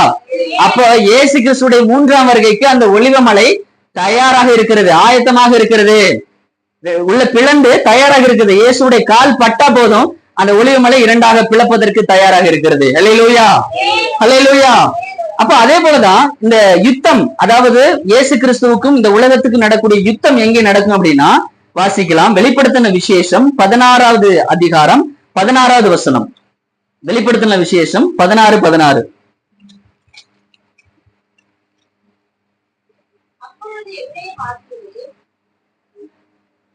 அர்மேதகான் அப்பொழுது எபிரேய பாஷையிலே அர்மெதகோன் என்னப்பட்ட இடத்திலே அவர்களை கூட்டி சேர்த்தான். இந்த உலகம் முழுவதும் அர்மெதகோன் என்னப்படக்கூடிய ஒரு இடத்துல தேவனுடைய சேனைகளுக்கு எதிராக, இப்ப இன்னைக்கு பாத்தீங்கன்னா நிறைய நியூஸ் எல்லாம் நம்ம படிப்போம், ஏலியன்ஸ் வர்றாங்க அப்படின்னு படிக்கிறோமா? நியூஸ்ல வந்து பாக்குறோம், டிவில நியூஸ் வருது, நம்ம நிறைய நியூஸ்ல எல்லாம் அந்த நம்முடைய பேஸ்புக் ட்விட்டர் இதெல்லாமே வந்துட்டு இருக்கு. ஏலியன்ஸ் அப்படின்னா, ஏலியன்ஸ்னா யாரு? வேற்று கிரகத்தார்கள். ஆனால் வேதத்தின்படி பூமி மட்டும்தான் மனுஷன் வாழ்வதற்கு தகுதியான இடம். சுற்றி இருக்கக்கூடிய எத்தனையோ கிரகங்கள், 9 கோள்கள் சுற்றிட்டு இருக்கு இல்லையா? எந்த கோள்களுமே எந்த கிரகத்திலையுமே மனுஷன் வாழ்வதற்கு தகுதியே கிடையாது. நம்ம மனுஷன் நிறைய போய் ஆராய்ச்சி பண்றான், செவ்வாய் கிரகத்துல ஆராய்ச்சி பண்றான், நிலவுல ஆராய்ச்சி பண்றான், அங்கெல்லாம் போய் மனுஷன் வாழ முடியுமான்னு சொல்லிட்டு அவனே கிட்டத்தட்ட நிறைய கோடியே செலவு பண்ணி அந்த இடத்துல மனுஷன் வாழ முடியாதுன்னு அவனே ரிப்போர்ட் கொடுக்குறான். ஆனா வேதம் அழகா சொல்லுகிறது, பூமி மாத்திரம் தான் மனுஷன் வாழ்வதற்கு தகுதி உள்ள ஒரு இடம். அல்லேலூயா. மனுஷன் வாழ்வதற்கு எல்லா கால சூழ்நிலைகள், அவனுக்கு தேவையான நீர்நிலைகள், எல்லா சூழ்நிலைகளும் உருவாக்கப்பட்டிருக்கிறது எங்க அப்படின்னா பூமியில மாத்திரம்தான். அங்க மட்டும்தான் மனுஷன் வாழ முடியும். அப்ப வேற்று கிரக வாசிகள் என்பது பொய். அது வந்து இங்க அந்த விஞ்ஞானிகளால் உருவாக்கப்படக்கூடிய ஒரு ஃபேக்கான நியூஸ். எதுக்காக அப்படின்னா, ஏன் இந்த நியூஸ் அவங்க கிரியேட் பண்றாங்க அப்படின்னா, இயேசு கிறிஸ்து தன்னுடைய சேனைகளோடு வந்து இந்த உலகத்துல இறங்குவார். அப்ப அவரை பார்க்கும்போது எப்படி இருப்பாரு? நம்முடைய மனுஷன் மாதிரி அவங்க இருக்க மாட்டாங்க, அவங்க தேவ தூதர்களை போல இருப்பாங்க. வேற்று கிரகவாசிகள் தான் அவங்க இறங்கி வருவாங்க, 6 செட்டைகளோட இறங்கி. அப்போ அவங்களை எல்லாம் பார்க்கும்போது உங்களுக்கு என்ன தோணும்? ஏதோ வேற்று கிரகவாசிகள் இந்த பூமியை பிடிப்பதற்காக வந்துட்டாங்க அப்படின்னு சொல்லிட்டு இந்த உலகம் பூரா சேர்ந்து கொண்டு அந்த இயேசு கிறிஸ்துடைய சேனைகளுக்கு எதிராக அந்த அர்மேதகோன் அப்படிங்கக்கூடிய இடத்துல ஒரு மிகப்பெரிய யுத்தம் நடக்க போகிறது. அல்லேலூயா. அதிலே 12வது வசனத்தை வாசிங்க. 6ஆம் தூதன் தன் கலசத்தில் உள்ளதை ஐபிராத் என்னும் பெரிய நதியின் மேல் ஊற்றினான். அப்பொழுது சூரியன் உதிக்கும் திசையிலிருந்து வரும் ராஜாக்களுக்கு வழி ஆயத்தமாகும்படி அந்த நதியின் தண்ணீர் வற்றி போயிற்று. அல்லேலூயா. இந்த நதி தெரியுதா? இந்த நதி நமக்கு தெரியுதா? ஐபிராத் நதிங்கிறது எப்ப உருவானது? தேவனால் உண்டாக்கப்பட்ட 4 நதி. ஆதியாகமத்துல படிச்சு பாத்தீங்கன்னா தெரியும். தேவனால் உண்டாக்கப்பட்ட அந்த 4 நதிகளில ஒன்றுதான் இந்த ஐபிராத் நதி. அல்லேலூயா. எல்லா நதியும் அழிஞ்சு போச்சு, இந்த ஐபிராத் நதி மட்டும் இன்னும் இருக்கு. ஆனா ஐபிராத் நதிங்கிறது ஒரு வற்றாத ஜீவ நதி. அது மிகப்பெரிய நதி. அந்த நதியில தண்ணியே குறையவே குறையாது, அந்த அளவுக்கு ஃபுல்லா தண்ணி போயிட்டு இருக்கு நதி. இப்போ வற்ற தொடங்கி விட்டது. அல்லேலூயா. ஏன் வற்ற தொடங்கியதுன்னா, கிழக்கிலிருந்து ராஜாக்கள் வரும்படியாக. எங்க இருந்து? கிழக்கிலிருந்து. அப்பொழுது சூரியன் உதிக்கும் திசை எங்க திசை? சூரியன் உதிக்கும் திசை கிழக்கு. கிழக்கிலிருந்து ராஜாக்களுக்கு வழி, அவர்கள் வரும்படியாக வழி ஆயத்தமாக்கப்பட்டிருக்கிறது. இந்த ராஜாக்கள், கிழக்கிலிருந்து வரக்கூடிய ராஜாக்கள்லாம் எது வழியா வருவாங்கன்னா, அந்த ஐபிராத் நதி வழியா தான் வருவாங்க. அல்லேலூயா. கிழக்கு பகுதிங்கிறது என்னது? இஸ்ரேலுக்கு கிழக்கு பகுதிங்கிறது நாம தான். சைனா, இந்த பக்கம் இருக்கக்கூடிய நாடுகள், ஈரான், இந்தியா, இங்க இருக்கக்கூடிய நாடுகள் எல்லாமே கிழக்கு பகுதி. அப்ப இந்த கிழக்கு பகுதியில் இருக்கக்கூடிய ஜனங்கள் எல்லாம், ராஜாக்கள் எல்லாம் இயேசு கிறிஸ்துவுக்கு எதிர்பட்டு அவரோடு யுத்தம் பண்ணும்படியாக அந்த ஐபிராத் நதி வழியாக தான் கடந்து வருவாங்க. ஏன் ஐபிராத் நதி வழியா கடந்து போகணும்? ஐபிராத் வழியா ஏன் அவங்க நதி வழியா போகணும்? ஏன்னா பொதுவா சண்டை போகணும்னா எதுல தான் போவாங்க? ஒரு நாட்டோட ஃபைட் சண்டை போடணும், எதுல போவாங்க? பிளைட் இருக்கா இல்லையா? அல்லேலூயா. 3 படைகள் இருக்கு. என்னென்ன படை? கப்பல் படை, விமானப்படை, தரைப்படை. 3 படைகள் இருக்கு. அப்ப 3 படைகள்ல இந்த கப்பல் படையும், அடுத்து பாத்தீங்கன்னா விமானப்படையும் செயல்படணும் அப்படின்னா இன்டர்நெட் ரொம்ப ரொம்ப முக்கியம். என்ன வேணும்? இன்டர்நெட். இன்னைக்கு இன்டர்நெட்னாலதான் இந்த உலகமே செயல்பட்டு கொண்டிருக்குது. உங்க மொபைல் ஆகட்டும், டிவி ஆகட்டும், இந்த உலகத்தில் இருக்கக்கூடிய எல்லா விதமான பேசக்கூடாது இந்த உலகத்தில் இருக்கக்கூடிய எல்லா காரியங்களும் இன்டர்நெட் மூலியமா தான் நடந்துட்டு இருக்கு. ஆனால் இயேசு கிறிஸ்துடைய வருகைக்கு முன்பாக ஒரு மிகப்பெரிய ஒரு சூரிய புயல் அப்படிங்கக்கூடிய, சூரியன்ல இருந்து இன்னைக்கே பாத்தீங்கன்னா நிறைய அடிக்கடி இந்த நியூஸ், சூரிய புயல் அப்படிங்கிற நியூஸ் எல்லாம் படிக்கிறோம். அந்த சூரியன்ல இருந்து பிளவு ஏற்பட்டு அந்த சூரிய புயல்னால இன்டர்நெட் எல்லாம் எப்படி செயல்பட்டு கொண்டு இருக்கிறது? இன்டர்நெட் எப்படி செயல்படுது? உலகத்தை சுற்றி நிறைய ராக்கெட்ஸ் அனுப்பிச்சிருக்காங்களா, நிறைய செயற்கைக்கோள்கள் அனுப்பிச்சிருக்காங்களா? அந்த செயற்கைக்கோள் மூலியமா தான் இன்டர்நெட்டே செயல்பட்டு கொண்டு இருக்கிறது. இப்ப நம்ம இங்க இருந்து போன்ல பேசுறேன். இந்த போன் முதல்ல எங்க போவோம்? இங்க இருக்கக்கூடிய பக்கத்துல இருக்கக்கூடிய டவருக்கு போவோம். டவர்ல இருந்து நேரா அந்த செயற்கைக்கோளுக்கு போகும். செயற்கைக்கோள்ல இருந்து நீங்க யாருக்கு பேசுறீங்களோ அவங்களுக்கு பக்கத்துல இருக்கக்கூடிய அந்த டவருக்கு போகும். அந்த டவர்ல இருந்து அவங்க மொபைல் போகும். இதுதான் கனெக்டிவிட்டி. அப்போ இந்த இன்டர்நெட் மூலியமா தான் அது கனெக்ட் ஆகுது. அப்போ அந்த சுற்றி இருக்கக்கூடிய அந்த செயற்கைக்கோள்கள் எல்லாம் அழிந்து போய்விடும். அல்லேலூயா. அவர் வரக்கூடிய அந்த அக்கினினால, அந்த வெளிப்படுத்தின விசேஷத்தை இதுக்கு முன்னாடி வசனங்கள் எல்லாம் படிச்சு பாத்தீங்கன்னா, அந்த அதிகாரம் 16, 17 அதிகாரங்கள் எல்லாம் படிச்சு பாத்தீங்கன்னா, அவர் ஒவ்வொரு முத்திரைகளை உடைக்கும் பொழுது இந்த உலகத்துல என்னென்ன காரியங்கள்லாம் நடக்குது அப்படின்னு சொல்லி இருக்கும். அப்போ அந்த சூரியன் புயல்னால இந்த சுற்றி இருக்கக்கூடிய அத்தனை செயற்கைக்கோள்களும் அழிந்து போய்விடும். இன்டர்நெட் எல்லாம் வேலை செய்யாது. அல்லேலூயா. இப்ப நம்ம எந்த மொபைல், டிவி எதுவுமே பயன்படுத்த முடியாது. அப்ப பிளைட் ஓடாது, கப்பல் ஓடாது. ஒரே ஒரு வழி, யுத்தம் பண்ணுவதற்கு ஒரே ஒரு வழி என்னன்னா தரைப்படை மட்டும்தான். அப்ப இன்னைக்கே பாத்தீங்கன்னா சைனாவில இருந்து எருசலேம் வரையும், அதாவது இஸ்ரேல் வரையும் ஒரு பெரிய ரோடே போட்டு வச்சிருக்காங்க. எங்க எப்படி வேணாலும் போயிடலாம். அந்த ரோட்டு வழியா கடந்து போனோம்னா எருசலேம் போயிடலாம். அப்ப தரை வழியா போவதற்கான வழிகள் இப்பவே ஆயத்தமாகி விட்டது. அதே போல அந்த ஐபிராத் நதி வழியா தான் போய் அந்த அர்மிரகோன் அப்படிங்கிற ஒரு இடத்துல சேர்ந்துதான் அந்த தேவ இயேசு கிறிஸ்து வரக்கூடிய அந்த சேனைகளுக்கு எதிராக யுத்தம் நடக்க போகிறது. அல்லேலூயா. அப்ப இந்த யுத்தத்திற்கு ஐபிராத் நதி இப்பொழுது தயாராகிடுச்சு. அவ்வளவு பெரிய நதி வற்ற தொடங்கி விட்டது. அங்கங்க பாத்தீங்கன்னா இப்ப நியூஸ்ல போய் நீங்க இன்டர்நெட்ல அடிச்சு பாருங்க, ஐபிராத் நதி எங்கெல்லாம் வற்றி போயிருக்கு அவருடைய காட்சிகளை எல்லாம் நீங்க பார்க்கலாம். அல்லேலூயா. அப்ப இயேசு கிறிஸ்துடைய வருகைக்கு ஒலிவமலையானது தயாராகி விட்டது, அது ரெடியா இருக்கு. ஐபிராத் நதி வற்றி போயாச்சு, அதுவும் தயாராக இருக்கிறது. அல்லேலூயா. இன்னும் ஒரே ஒரு காரியம் மட்டும் நடக்கணும். என்ன அப்படின்னா எருசலேம்ல 3வது தேவாலயம் கட்டப்பட வேண்டும். அல்லேலூயா. ஆல்ரெடி நம்ம தேவாலயம் இடிக்கப்பட்டாச்சு, தெரியுமில்ல நமக்கு. நம்முடைய தேவாலயம் கிபி 70 ரோமர் ஆட்சி காலத்துல ரோமர் அரசார்களால் அந்த தேவாலயம் ஒரு கல்லின் மேல் கல் இராதபடி இடிக்கப்பட்டாய்விட்டது. அல்லேலூயா. அப்ப அதே 70 உலகம் முழுவதும் இஸ்ரவேல் ஜனங்கள் சிதறடிக்கப்பட்டாங்க. அவர்கள் முழுவதும் பாத்தீங்கன்னா உலகம் முழுவதும் சிதறடிக்கப்பட்டு விட்டார்கள். அப்ப அந்த எருசலேம் அப்படிங்கிற ஒரு நகரம், இஸ்ரவேல் அப்படிங்கிற ஒரு நாடே இல்லாம போயிடுச்சு. எப்போ? கிபி 70 இருந்து 100க்குள்ள அந்த இஸ்ரவேல் அப்படிங்கிற தேசமே இல்லாம போயிடுச்சு. அதற்கப்புறம் பாத்தீங்கன்னா உலகம் முழுவதும் இஸ்ரவேல் ஜனங்கள் அங்கங்க இந்த 12 கோத்திரங்களும் அங்கங்க இருக்கிறாங்க. எப்போ உலகப்போர், 2ஆம் உலகப் போர் வந்ததோ அப்போ இஸ்ரவேலை சேர்ந்த ஒரு விஞ்ஞானி, அப்போ ஜெயிச்சது யாரு அப்படின்னா இங்கிலாந்து தான் அந்த 2ஆம் உலகப் போர்ல ஜெயிச்சது. அப்போ ஜெயிப்பதற்கு இஸ்ரவேலை சேர்ந்த ஒரு விஞ்ஞானி தான் அவருக்கு உதவி செய்யறார். எனக்கு அந்த போருக்கு இவர் சப்போர்ட் பண்றாரு, உதவி செய்யறார். அப்போ ஜெயிக்கும் பொழுது அந்த இங்கிலாந்து தேசம் கேக்குது, உங்களுக்கு நான் என்ன செய்யணும் அப்படின்னு கேட்கும் பொழுது, அப்போ அந்த இஸ்ரவேல் அந்த தேசத்தை பிடிச்சிருக்கிறது யாருன்னா இங்கிலாந்தோட அவருடைய ஆளுகையின் கீழே தான் இருக்கு. அப்போ அவங்க கேட்டது, எங்களுடைய தேசத்தை எங்களுக்கு திரும்ப கொடுங்க, இந்த இஸ்ரேல் தேசத்தை எங்களுக்கு திரும்ப கொடுங்க, நாங்க அங்க போய் இருப்பதற்கு எங்களுக்கு உதவி செய்யுங்க அப்படின்னு சொல்லும் பொழுது அந்த தேசத்துக்கு இஸ்ரேல் ஜனங்கள்லாம் மீண்டும் வரலாம் அப்படின்னு சொல்லிட்டு மீண்டும் உலகத்தில் இருக்கக்கூடிய அத்தனை இஸ்ரேலர்களும் தன்னுடைய தேசத்துக்கு திரும்பினதுக்கு அப்புறம் தான் இன்னைக்குதான் கிட்டத்தட்ட 90-100ல போனவர்கள் கிட்டத்தட்ட 1943ஆம் வருஷம்தான் மீண்டும் தன்னுடைய தேசமாகிய இஸ்ரேல் தேசத்திற்கு வந்து சேர்ந்தார்கள். ஹல்லேலூயா, ஹல்லேலூயா. கிட்டத்தட்ட 1943 வருஷம் அப்படின்னா சற்றேறக்குறைய 1900 வருஷத்துக்கு அப்புறம் தான் அந்த 1900 வருஷம் 1850 வருஷத்துக்கு அப்புறம் தான் மீண்டும் ஒரு உலகத்திலேயே இல்லாத ஒரு தேசம் இஸ்ரேல் அப்படிங்கிற ஒரு தேசம் உண்டாக்கப்பட்டது. ஆமென், அல்லேலூயா, அல்லேலூயா. அது மட்டும் அந்த தேசத்தை அவர் சுகபத்திரமாய் பாதுகாத்து வந்த தேவன். அப்போ அந்த தேசத்துல இருக்கக்கூடிய எருசலேம் அப்படிங்கிற ஒரு நகரம் இன்னும் அப்படியே இருந்துச்சு. ஆனா அந்த நம்முடைய தேவாலயம் இருந்த இடத்துல அந்த தேவாலயம் இடிக்கப்பட்டு இன்னைக்கு வேற ஒரு மதத்துடைய அவருடைய வழிபாட்டு ஸ்தலம் அந்த இடத்துல கட்டப்பட்டிருக்குது. உங்களுக்கு எல்லாம் தெரியும், அந்த இடம் பேரு டெம்பிள் மவுண்டன் சொல்லுவாங்க. நீங்க நியூஸ்ல எல்லாம் பார்த்திருப்பீங்க, டெம்பிள் மவுண்டன் சொல்லிட்டு. அந்த ஒரு இடத்துக்காக தான் இன்னைக்கு நடந்து கொண்டிருக்க யுத்தம் யாரா இருக்கு? இஸ்ரேலுக்கும் பாலஸ்தீனுக்கு நடந்த யுத்தம் இன்னைக்கு இஸ்ரேலுக்கும் ஈரானுக்கு நடந்துட்டு இருக்கு. அதுக்கு வந்து அமெரிக்கா சப்போர்ட் பண்ணிட்டு இருக்கு.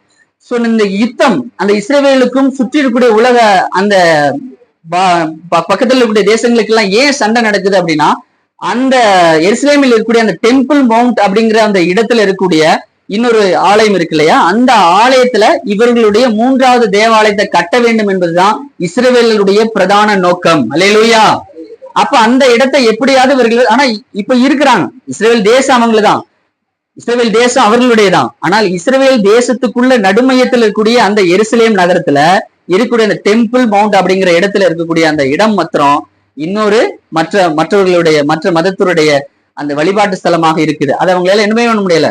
அதை இடிச்சா என்னமே ஆயிடும், உலகம் முழுவதும் மிகப்பெரிய ஒரு பிரச்சனையா ஆயிடும். அப்ப அந்த இடத்துல எப்படியாவது அதை நீக்கிட்டு ஒரு 3வது தேவாலயம் கட்ட வேண்டும் என்பதுதான் அவருடைய இஸ்ரவேலருடைய முக்கியமான பிரதான அவருடைய நோக்கமாக இருக்கிறது. ஆனால் வேதம் அதைத்தான் சொல்லுது, 3வது தேவாலயம் கண்டிப்பாக கட்டப்படும். அல்லேலூயா.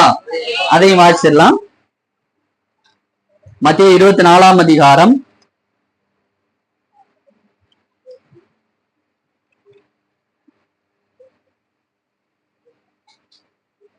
15வது வசனம்.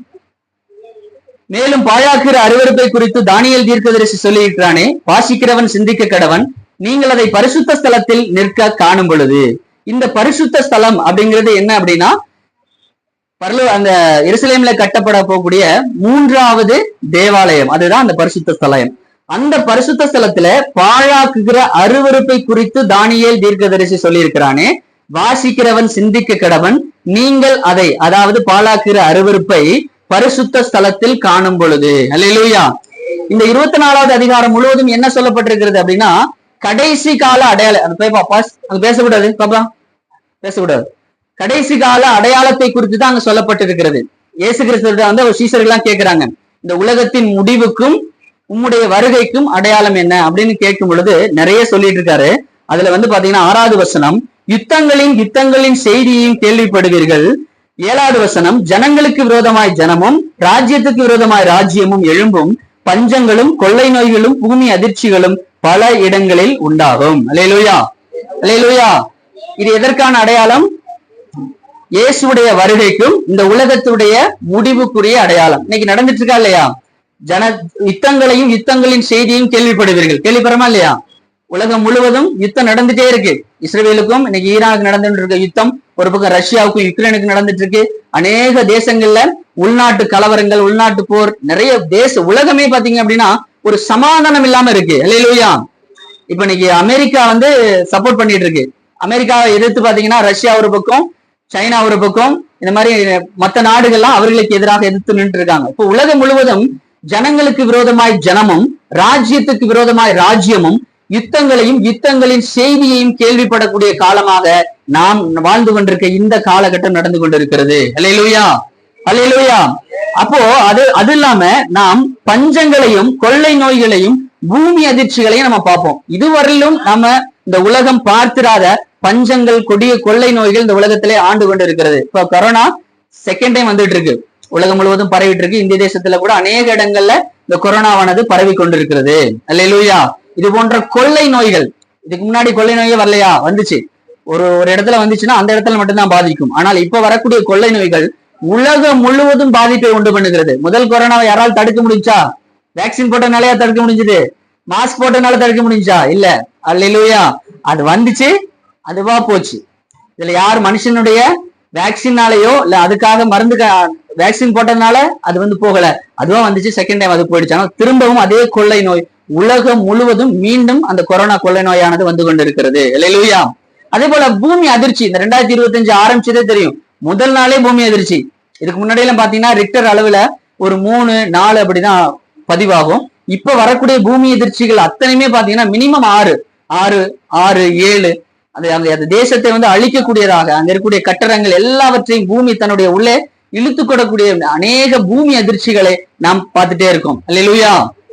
இதெல்லாம் நியூஸ்ல சொல்றாங்க, இதுவரையிலும் கண்டிராத பூமி அதிர்ச்சி. ஒண்ணு இல்ல, ஒரு வெயில் பாருங்களேன், இந்த வெயில் பாத்தீங்கன்னா பதிவாகிறது இதுவரையிலும் கண்டிராத ஒரு புதிய ஒரு வெப்பநிலையை தான் நம்ம பாக்குறோம். புதிய ஒரு மழையாகட்டும் இல்ல ஒரு வெயிலாகட்டும், கால சூழ்நிலைகள் எல்லாமே இதற்கு முன்பாக இருந்த கால சூழ்நிலைகள் இல்ல. இது எல்லாமே இந்த உலகம் மாறிக்கொண்டிருக்கிறது, மாற்றமாய்கொண்டே இருக்கிறது. அல்லேலூயா. அப்ப தேவன் சொன்ன அத்தனை அடையாளங்கள். அதே போல பஞ்சம் நம்ம பார்த்தோம். அந்த ஸ்ரீலங்கா மிகப்பெரிய ஒரு பஞ்சத்துக்கு நேராக கடந்து போனது. பாகிஸ்தான்ல ஒரு மிகப்பெரிய பஞ்சம் வந்தது. உலகத்துல அநேக தேசங்கள்ல இந்த பஞ்சம் நடந்துட்டுதான் இருக்கு. வடகொரியாவில ஒரு கிலோ வாழைப்பழம் 3500 ரூபாய். நம்ம பாகிஸ்தான்ல ஒரு கிலோ கோதுமை பாத்தீங்கன்னா 1500 ரூபாய் ஒரு கிலோ கோதுமை. இன்னும் ஸ்ரீலங்காவில அதே நிலைமைதான். அரிசியில இருந்து அன்றாட சாப்பிடக்கூடிய எல்லா உணவுப் பொருள்களுமே பெரிய உயர்ந்த விலை கொடுத்துதான் வாங்க வேண்டிய ஒரு சூழ்நிலை. ஏன்னா உலகம் முழுவதும் அப்படிப்பட்ட பஞ்சத்திற்கு நேராக கடந்து போய் கொண்டிருக்கிறது. அல்லேலூயா. அப்ப வேதம் சொன்ன யுத்தங்களின் செய்தி, ஜனத்துக்கு விரோதமாய் ஜனம், ராஜ்யத்துக்கு விரோதமாய் ராஜ்யம், பஞ்சங்கள், கொள்ளை நோய்கள், பூமி அதிர்ச்சிகள், இதெல்லாம் இயேசு கிறிஸ்துடைய வருகைக்கான அடையாளம், இந்த பூமியினுடைய முடிவுக்கான அடையாளம். அல்லேலூயா. அதுல ஒரு அடையாளம் தான் பாழாக்குகிற அருவருப்பை குறித்து தானியேல் தீர்க்கதரிசி சொல்லி இருக்கிறானே, வாசிக்கிறவன் சிந்திக்க கடவன், நீங்கள் அதை பரிசுத்த ஸ்தலத்தில் நிற்க காணும் பொழுது. இது யாரை குறித்து சொல்லப்பட்டிருக்கு அப்படின்னா, ஆன்டி கிரைஸ்ட், அந்தி கிறிஸ்துவை குறித்து இந்த வசனமானது சொல்லப்பட்டிருக்கிறது. அல்லேலூயா. இப்ப நம்ம சொன்ன முதல்ல இஸ்ரவேலுடைய பிரதான நோக்கம் அந்த இடத்துல 3வது தேவாலயம் கட்ட வேண்டும் என்பது. அந்த தேவாலயத்தை கட்டுவதற்கு உதவி செய்வதற்காக ஒருத்தன் வரப்போறான். யார் அப்படின்னா அதுதான் ஆன்டி கிரைஸ்ட், அந்தி கிறிஸ்து. என்னங்க சொல்றீங்க? தேவாலயத்தை கட்டுவதற்கு எப்படிங்க அந்தி கிறிஸ்து போய் உதவி செய்வான் அப்படின்னா, இஸ்ரவேலர்களுக்கு இன்னுமே அவர்கள் ஒரு ரட்சகரை எதிர்பார்த்து கொண்டிருக்கிறார்கள். அப்படித்தானே? இயேசுவை சிலுவையில கொண்டு அறைஞ்சது யாரு? நம்ம தான். அதாவது யூதர்கள் தான். அந்த 12 கோத்திரம் இவர்கள் தான் சேர்ந்து இயேசுவை கொண்டு சிலுவையில கொண்டு அறையிறாங்க. அப்ப அவர்களை பொறுத்தவரையிலும் இயேசு ரட்சகர் என்பதை அவர்கள் இன்னுமே ஏற்றுக்கொள்ளவில்லை. இன்னுமே அவர்கள் எதிர்பார்த்து கொண்டிருக்கிறது ஒரு ரட்சகரை தான் எதிர்பார்த்து கொண்டிருக்காங்க. ரட்சகர் நமக்கு வருவார், நம்மளை ரட்சிப்பதற்காக அவர் வருவார்னு எதிர்பார்த்துட்டு இருக்காங்க. அப்போ அந்த தேவாலயத்தை கட்டுவதற்கு உதவி செய்வதற்கு ஒருத்தனை வரும்பொழுது அவர்கள் எப்படி பார்ப்பாங்க அப்படின்னா, அவர்களை மீட்க வந்த ரட்சகராக பார்ப்பார்கள். அல்லேலூயா. அப்ப இன்னைக்கு நடந்து கொண்டிருக்க யுத்தம், அதாவது இஸ்ரேலுக்கும் ஈரானுக்கும் நடந்து கொண்டிருக்க யுத்தம் ஒருவேளை 3ஆம் உலக யுத்தமாக மாறுமேயானால் எப்படி மாறும்? 3ஆம் உலக, இன்னைக்கு பாத்தீங்கன்னா அந்த உலக யுத்தம் நடந்துட்டு இல்லையா, அதுக்கு அமெரிக்கா சப்போர்ட்டா வருது.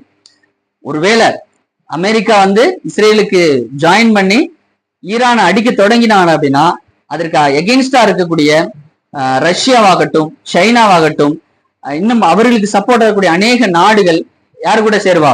ஈரான் கூட சேருவாங்க. அப்போ ரஷ்யா இஸ்ரேலுக்கு பாத்தீங்கன்னா அமெரிக்கா, இன்னும் அவருக்கு பக்கத்துல இருக்கக்கூடிய ஜெர்மனி, யூகே, இது போன்ற நாடுகள் அவர்களுக்கு ஒரு குரூப்பா செய்வாங்க. ஆட்டோமேட்டிக்கா பாத்தீங்கன்னா இது ஒரு யுத்தமானது 3ஆம் உலக யுத்தமாக மாறுவதற்கு அத்தனை வாய்ப்புகளும் இருக்கிறது. ஆமென். அல்லேலூயா.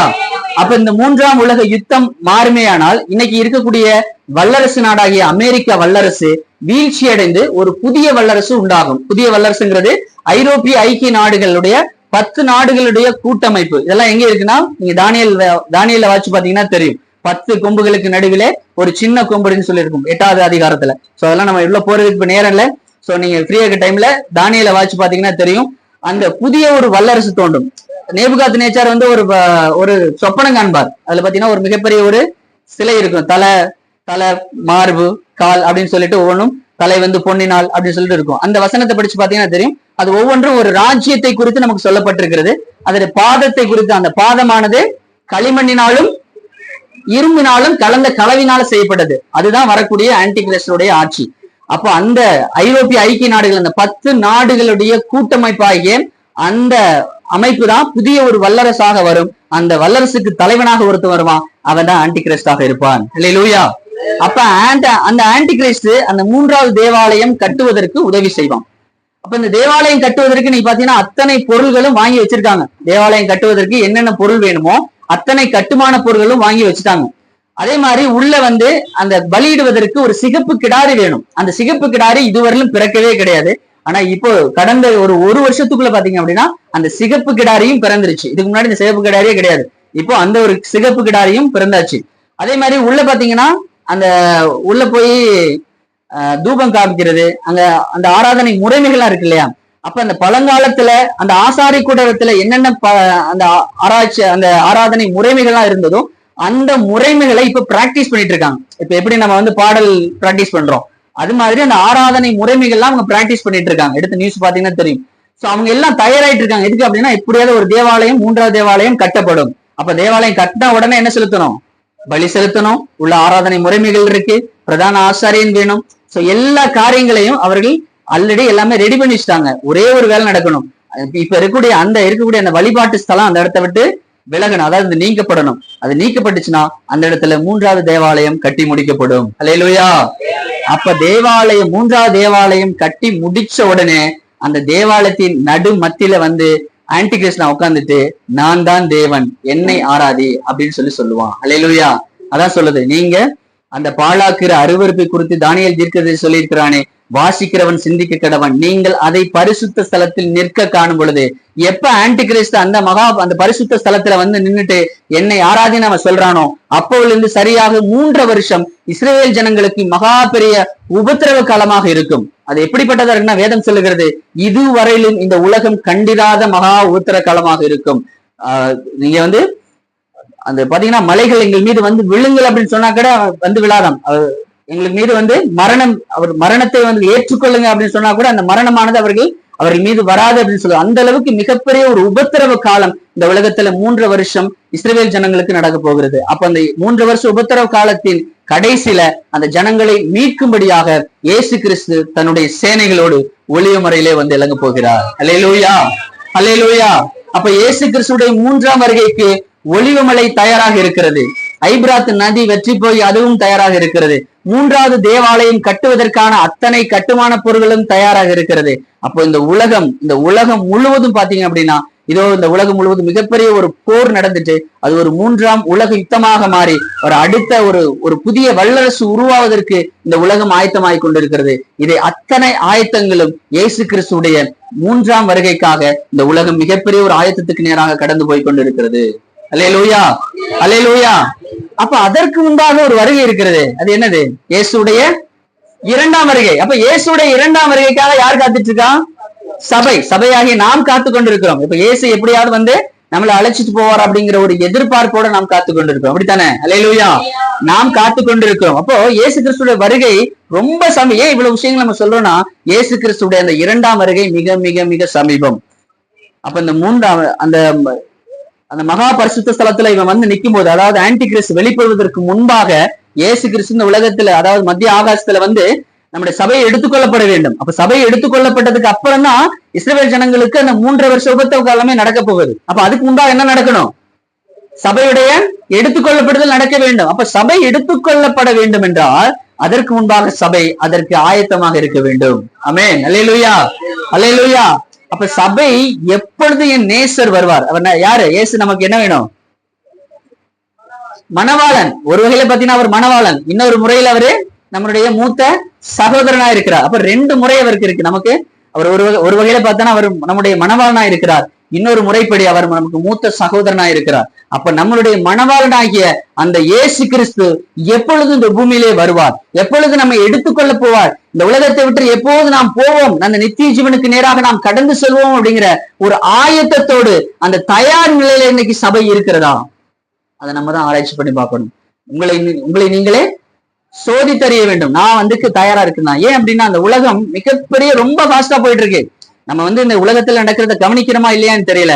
ஆனால் வேதம் சொல்லி இருக்கக்கூடிய அத்தனை காரியங்களும் அத்தனை வசனங்களும் ஆம் என்றும் ஆமேன் என்றும் நிறைவேறி கொண்டிருக்கிறது. அல்லேலூயா, அல்லேலூயா. நான் முதல்ல சொன்னேன் இந்த உலகம் எத்தனாவது அதிகாரத்துல இருக்குன்னு சொல்லி, வெளிப்படுத்தின விசேஷம் 6ஆம் அதிகாரம் 7-8 வசனத்துல இருக்குன்னு நம்ம சொன்னோம். அப்படித்தானே? இந்த உலகம் இப்ப லைவ்ல நடந்துட்டு இருக்கக்கூடிய இப்ப நிகழ்காலம் இந்த வெளிப்படுத்தின விசேஷம் 6ஆம் அதிகாரம் 7-8 வசனத்துல இருக்கு. சபை எடுத்துக்கொள்ளப்படுதல் எங்க இருக்கு அப்படின்னா அடுத்த பக்கத்துல 7ஆம் அதிகாரத்துல 9வது வசனம் வாசிங்க. வெளிப்படுத்தின விசேஷம்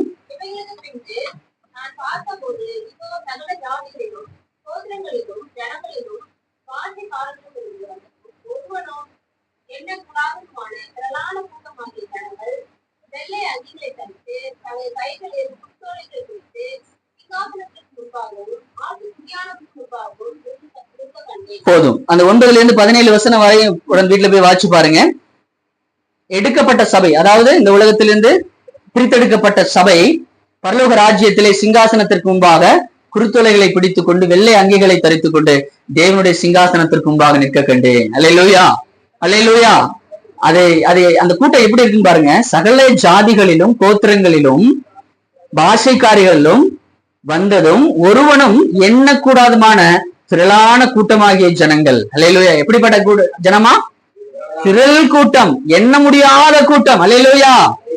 சிங்காசனத்திற்கு முன்பாக, தேவனுடைய சிங்காசனத்திற்கு முன்பாக ஒரு திரள் கூட்டம் நிக்குது. அதை கணக்கிடவே முடியலையா, அப்படிப்பட்ட ஒரு திரள் கூட்டம் நிக்குது. அப்ப அந்த திரள் கூட்டத்துல நீங்களும் நாங்களும் பங்கு பெறுகிறவர்களாக இருக்க வேண்டும். அல்லேலூயா, ஆமென். அதற்காக தானே முதல்ல கேட்டங்க, யாரோ சொன்னீங்களே எதற்காக வந்திருக்கும் சபைக்கு? நித்திய ஜீவனை பெற்றுக்கொள்ளும்படியாக. அப்ப அந்த நித்திய ஜீவனை பெறுவதற்கு 3 வழிதான் இருக்கு. ஒண்ணு பாத்தீங்க அப்படின்னா வாசிக்கலாம், 1 தெசலோனிக்கேயர் 4:16-17.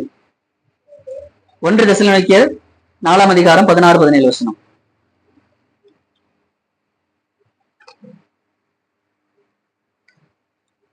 ஒன்று தெசலோனிக்கேயர் 4:14-16.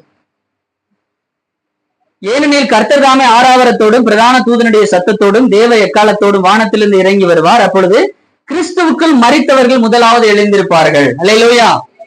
முதலாவது எழுந்திருக்கிற யாரு அப்படின்னா கிறிஸ்துவுக்குள் மரித்தவர்கள் முதலாவது எழுந்திருப்பார்கள். பின்பு உயிரோடு இருக்கும் நாமும் கர்த்தருக்கு எதிர்கொண்டு போக.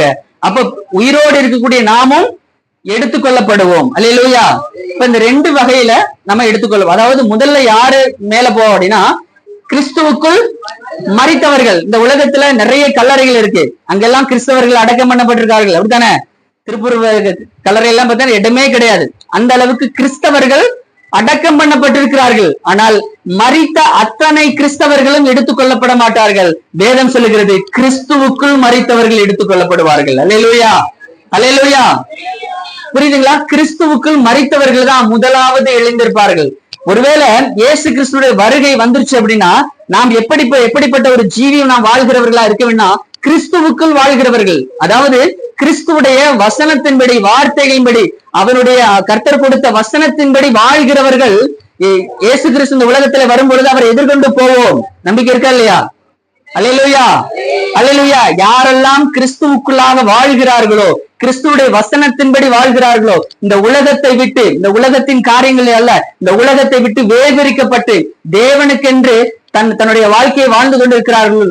அவர்கள் இயேசு கிறிஸ்துடைய வருகை வரும்பொழுது அவர்கள் எடுத்துக் கொள்ளப்படுவார்கள். ஒருவேளை இயேசு கிறிஸ்துவ வருகைக்கு முன்பாக நாம் மரணிப்புமானால், நம்ம ஒருவேளை செத்து போவோம்னா அவருடைய மரணம் எப்படி இருக்கணும் அப்படின்னா கிறிஸ்துவுக்குள் மரணிக்க வேண்டும். அல்லேலூயா. கிறிஸ்துவுக்குள்ளாக நித்திரை அடைந்தவர்கள், கிறிஸ்துவுக்குள் மரணமானவர்கள், மரித்தவர்கள் முதலாவது இருந்து. அப்ப நம்ம வாழக்கூடிய வாழ்க்கையும் கிறிஸ்துவுள்ளாக இருக்க வேண்டும். ஒருவேளை நம்ம மரணம் முந்திச்சு அப்படின்னா அந்த மரணமும் கிறிஸ்துவுக்குள்ளாக மரிக்க வேண்டும். அல்லேலூயா, அல்லேலூயா. அப்ப இந்த 2 வழியில கண்டிப்பா போயிடுவோம். ஒண்ணு இயேசுடைய வருகை வரும்பொழுது நாம் கிறிஸ்துவுக்குள்ள வாழ்ந்தோம்னா அவரோட போயிடலாம். ஒருவேளை நாம் மரணம் முந்திச்சு அப்படின்னா, ஒருவேளை கிறிஸ்துவுக்குள் நாம் மரித்திருப்போமே ஆனால் முதலாவது நாம் எழுந்திருப்போம். இந்த 2 வழி இருந்துச்சுன்னா கண்டிப்பா இயேசு கிறிஸ்துடைய வருகையில இந்த சபையானது எடுத்துக்கொள்ளப்படும். இந்த எடுத்துக்கொள்ளப்பட்ட சபைதான் எங்க நிக்குது அப்படின்னா சிங்காசனத்திற்கு முன்பாக பெரும் திரள் கூட்டமாக, எண்ண முடியாத ஒரு கூட்டமாக இருக்கிறது. அந்த கூட்டத்துல நீங்களும் நானும் இருக்க வேண்டும் என்பதற்காக தான் நாம் அத்தனை பேரும் சபைக்கு வந்து கொண்டிருக்கிறோம். அல்லேலூயா, அல்லேலூயா. அந்த நித்திய ஜீவனை அடைய வேண்டும் என்றால் நாம் அத்தனை பேரும் கிறிஸ்துவுக்குள்ளாக வாழ வேண்டும். ஒருவேளை இதுல எத்தனை பேர் ஞானஸ்தானம் எடுக்கல? ஞானஸ்தானம் எடுக்கல. அப்ப ஞானஸ்தானம் எடுக்காதவர்கள் கண்டிப்பா முதல்ல ஞானஸ்தானம் எடுத்திருக்க வேண்டும். இயேசு கிறிஸ்துடைய ரத்தத்தினாலே கழுவப்பட்டு அவரை சொந்த ரட்சகராக ஏற்றுக்கொண்டு நீங்க ஞானஸ்தானம் முதல்ல எடுக்கப்படணும். அப்ப எடுத்தீங்கன்னா தான் நீங்க நித்திய ஜீவனுக்கு நேராக போகுவதற்கு தகுதி அடைவீர்கள். ஒண்ணு. இரண்டாவது, பரிசுத்த ஆவியுடைய அபிஷேகத்தை நாம் பெற்றிருக்க வேண்டும். நீக்கப்படும் நாளுக்கென்று முத்திரையாகிய பரிசுத்த ஆவியானவர், அந்த பரிசுத்த ஆவியுடைய அபிஷேகத்தை, அந்த அக்கினியை நாம் பெற்றிருக்கிறவர்களாக இருக்க வேண்டும். அப்போ இது ரெண்டையும் நாம் பெற்றுக்கொண்டு தேவனுக்கு உகந்த வாழ்க்கை, இந்த உலகத்தை விட்டு விலகி ஓட சொல்லி வேதம் சொல்லுகிறது. இந்த உலகத்துக்கு ஒத்த வேஷம் அல்ல, இந்த உலகத்தையோட சேர்ந்து நான் வாழுவேன், இந்த சபைக்கு வரும்போது சபையோட பிள்ளையா நான் இருப்பேன்னா இல்ல, இந்த உலகத்தை விட்டு வழிவிலகி தேவனுடைய வார்த்தையின்படி வசனத்தின்படி ஜீவிக்கிறவர்கள் இயேசு கிறிஸ்துடைய வருகையின் போது எடுத்துக் கொள்ளப்படுவீர்கள். அல்லேலூயா. அப்ப மரணம் முந்தியோ அல்லது இயேசு கிறிஸ்துடைய வருகை முந்தியோ, இந்த ரெண்டு காரியங்களிலும் யாரெல்லாம் இயேசு கிறிஸ்துடைய வார்த்தையின்படி வசனத்தின்படி இயேசு கிறிஸ்துவுக்குள் வாழ்கிறார்களோ, இயேசு கிறிஸ்துவுக்குள் மரிக்கிறார்களோ, அவர்கள் இயேசு கிறிஸ்துடைய இந்த இரண்டாம் வருகையின் போது எடுத்துக் கொள்ளப்படுவோம். அல்லேலூயா. அப்ப ஒருவேளை கைவிடப்பட்டோம்னா நம்ம என்ன ஆகும்? அவருடைய வருகையில நான் ஒருவேளை கைவிடப்பட்டேன், என்னுடைய ஜீவியம் சரியில்லை, நான் ஒருவேளை இயேசு கிறிஸ்துவ வருகையின் போது நான் எடுத்துக்கொள்ளப்படாம இந்த சபையிலே, அதாவது இந்த உலகத்திலே நான் இருந்துட்டேன்னா எனக்கு என்ன நடக்கும் அப்படின்னா, அவர்களுக்கு தான் முதல் 3 வருஷ உபத்திரவ காலம். அல்லேலூயா.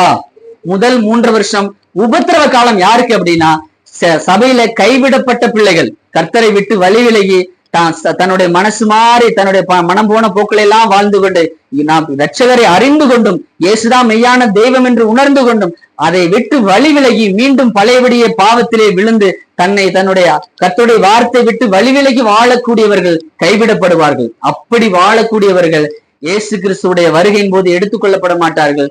அவர்களுக்கெல்லாம் இந்த உலகத்துல 3 வருஷம் ஆன்டி கிறிஸ்துனால மிகப்பெரிய உபத்திரவத்துக்கு நேராக அவர்கள் கடந்து போவார்கள். அல்லேலூயா. அப்ப அந்த உபத்திரவத்திற்கு காலத்துக்கு நேராக இந்த உலகம் ஆயத்தப்பட்டு கொண்டிருக்கிறது. எப்படின்னா, எல்லாருக்குமே பாத்தீங்க அப்படின்னா 666 அப்படிங்கக்கூடிய அந்த சிப்பு, வேத வசனத்துல உள்ள போக வேண்டாம், அந்த 666 அப்படிங்கக்கூடிய அந்த சிப்பை என்ன பண்ணிடுவாங்க, நம்முடைய வலது கரத்திலேயோ அல்லது நெத்திலேயோ போட்டுருவாங்க. அப்படித்தானே? இப்ப நம்ம கொரோனா வந்துச்சு, உங்களை எல்லாம் வச்சு கன் வச்சு செக் பண்ணாங்க, டெம்பரேச்சர் எங்க வச்சு செக் பண்ணாங்க?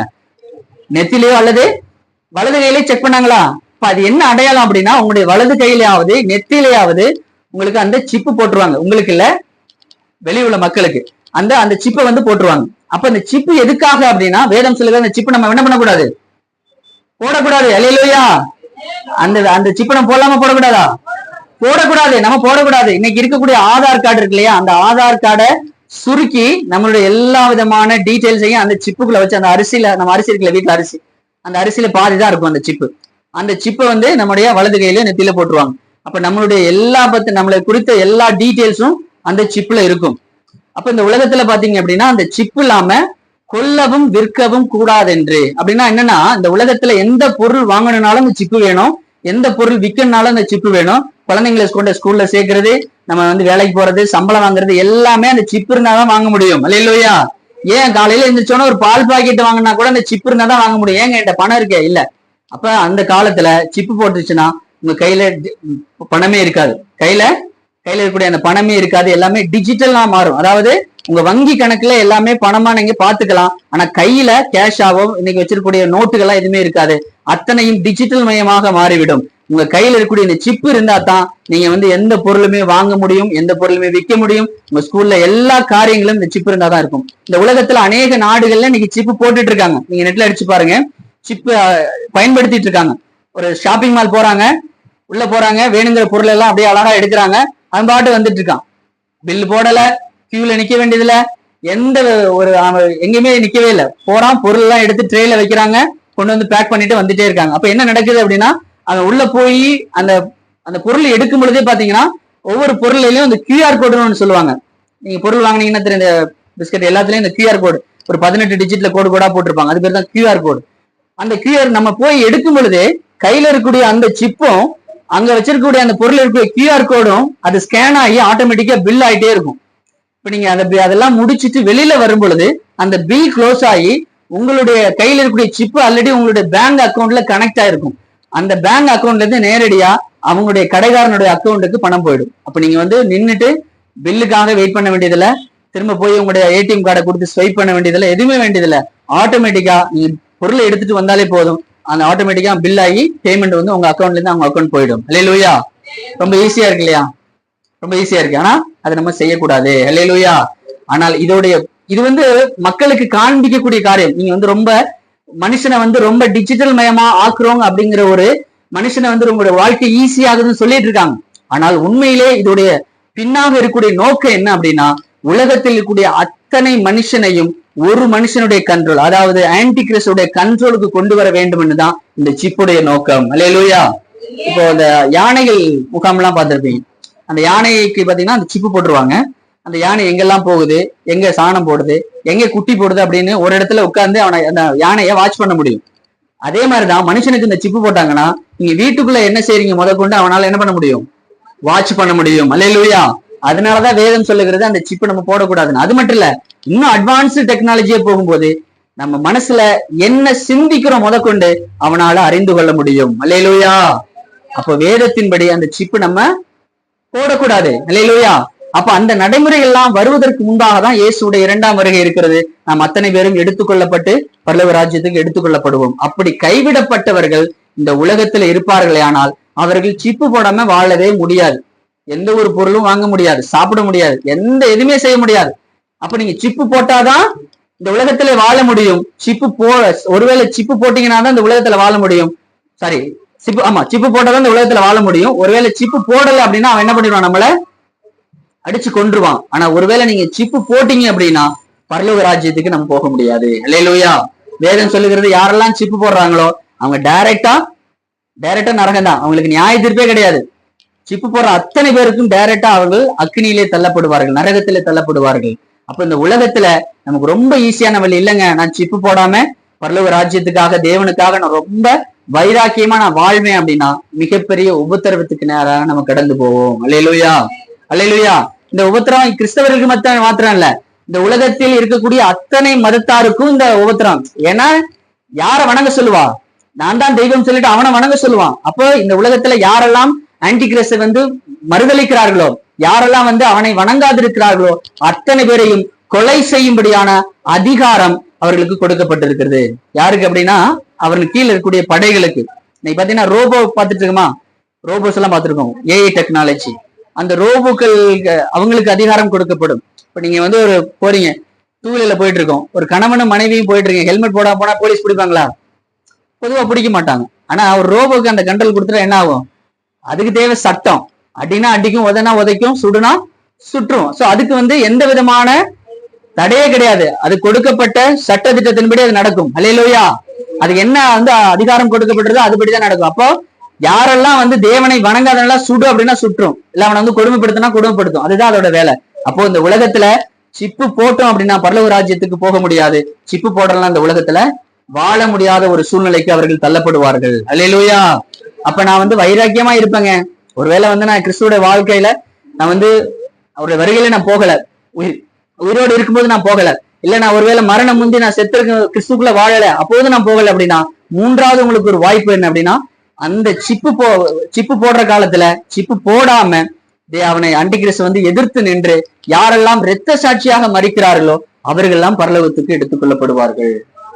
2ஆம் வருகையில் எடுத்துக்கொள்ளப்பட மாட்டாங்க. அதற்கு அவர் திரும்ப அவருடைய மரணம் வந்ததுக்கு அப்புறம் மரணிக்கிறாங்க இல்லையா, மரணத்துக்கு அப்புறம் அவருடைய ஆத்மாவானது பரலோக ராஜ்யத்துக்கு எடுத்துக்கொள்ளப்படும். அல்லேலூயா. அப்ப 3 வழி இருக்கு. இந்த 3 வழியில முதல் 2 வழிதான் என்னது, ரொம்ப சுலபமான வழி. அல்லேலூயா. அதுக்குதான் சபை இன்னைக்கு கத்திக்கிட்டு இருக்கு, எல்லாரும் மனம் திரும்புங்க, இயேசு கிறிஸ்துவோட இரத்தத்தினாலே கழுவப்பட்டு.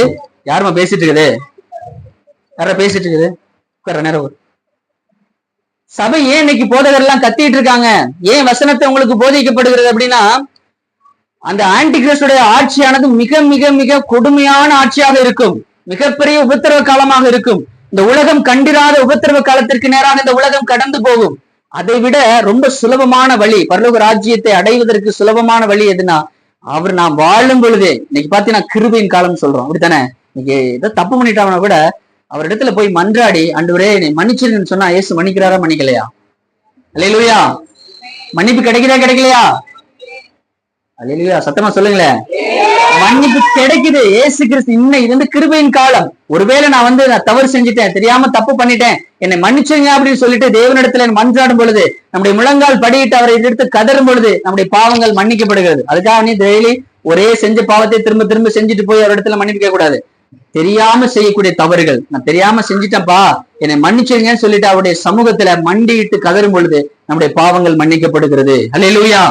நாம் அத்தனை பேரும் இயேசுடைய இரத்தத்தினாலே கழுவப்பட்டிருக்கோம், ரட்சிப்பை பெற்றிருக்கோம். ஆனால் ரட்சிப்பு என்பது ஒரே நாள்ல கிடைக்கப்பெறுவது அல்ல. அணு தினமும் நாம் அந்த ரட்சிப்பின் பாதையில போக வேண்டும், ஒவ்வொரு நாளும். ஏன்னா மனுஷங்கிறது இன்னைக்கு சபையில ஒரு 3 மணி நேரம் உட்கார்ந்துருக்கோம். ஆனால் உலகத்துலதான் 7 நாள், மத்த 6 நாளுமே எங்க இருக்கிறோம்? இந்த உலகத்துலதான் இருக்கிறோம். எத்தனை பேர் இன்னைக்கு பிரசன்னம் முடிஞ்ச உடனே வேலைக்கு போறவங்க எல்லாம் இருக்காங்க. அப்போ இந்த உலகத்துக்குள்ள நம்ம வாழ்றோம். இந்த உலகம் வாழும் பொழுது இந்த பிசாசானவன் ஏதாவது ஒரு காரியத்தை நம்முடைய பரிசுத்தத்தை குலைக்கும்படியாக ஏதோ ஒரு காரியத்தை கொண்டு வந்து இருப்பாராம். ஒண்ணு இல்ல, நீங்க கையில வச்சிருக்க மொபைல் போதும் உங்களை பரலோக ராஜ்யத்திற்கு போக விடாமல் தடுப்பதற்கு. இந்த மொபைல் போதும். அல்லேலூயா. நீங்க பாட்டு ஏதாவது பார்த்துட்டு இருப்பீங்க, ஒரு நல்ல வசனத்தை படிச்சுட்டு இருப்பீங்க, ஒரு யூடியூப்ல நல்ல மெசேஜ் கேட்டிருப்பீங்க. மெசேஜ் மட்டுமா யூடியூப்ல வருது?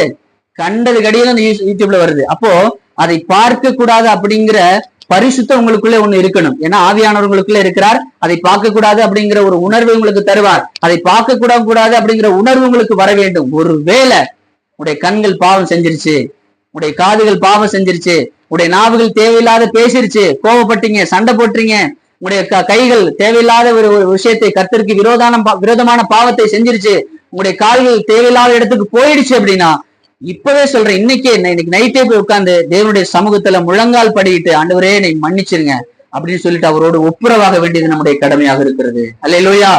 அவரோடு ஒப்புரவாகி ஆண்டவரே என் பாவத்தை மன்னிச்சிருங்க, என் பாவம் நான் தெரியாம செஞ்சுட்டேன், இனிமே இந்த பாவத்தை செய்ய மாட்டேன்னு அறிக்கையிட்டு விட்டு விடுகிறவர்களுக்கு அந்த பாவம் மன்னிக்கப்படும். அதுதான் அது கிருபையின் காலம். அல்லேலூயா.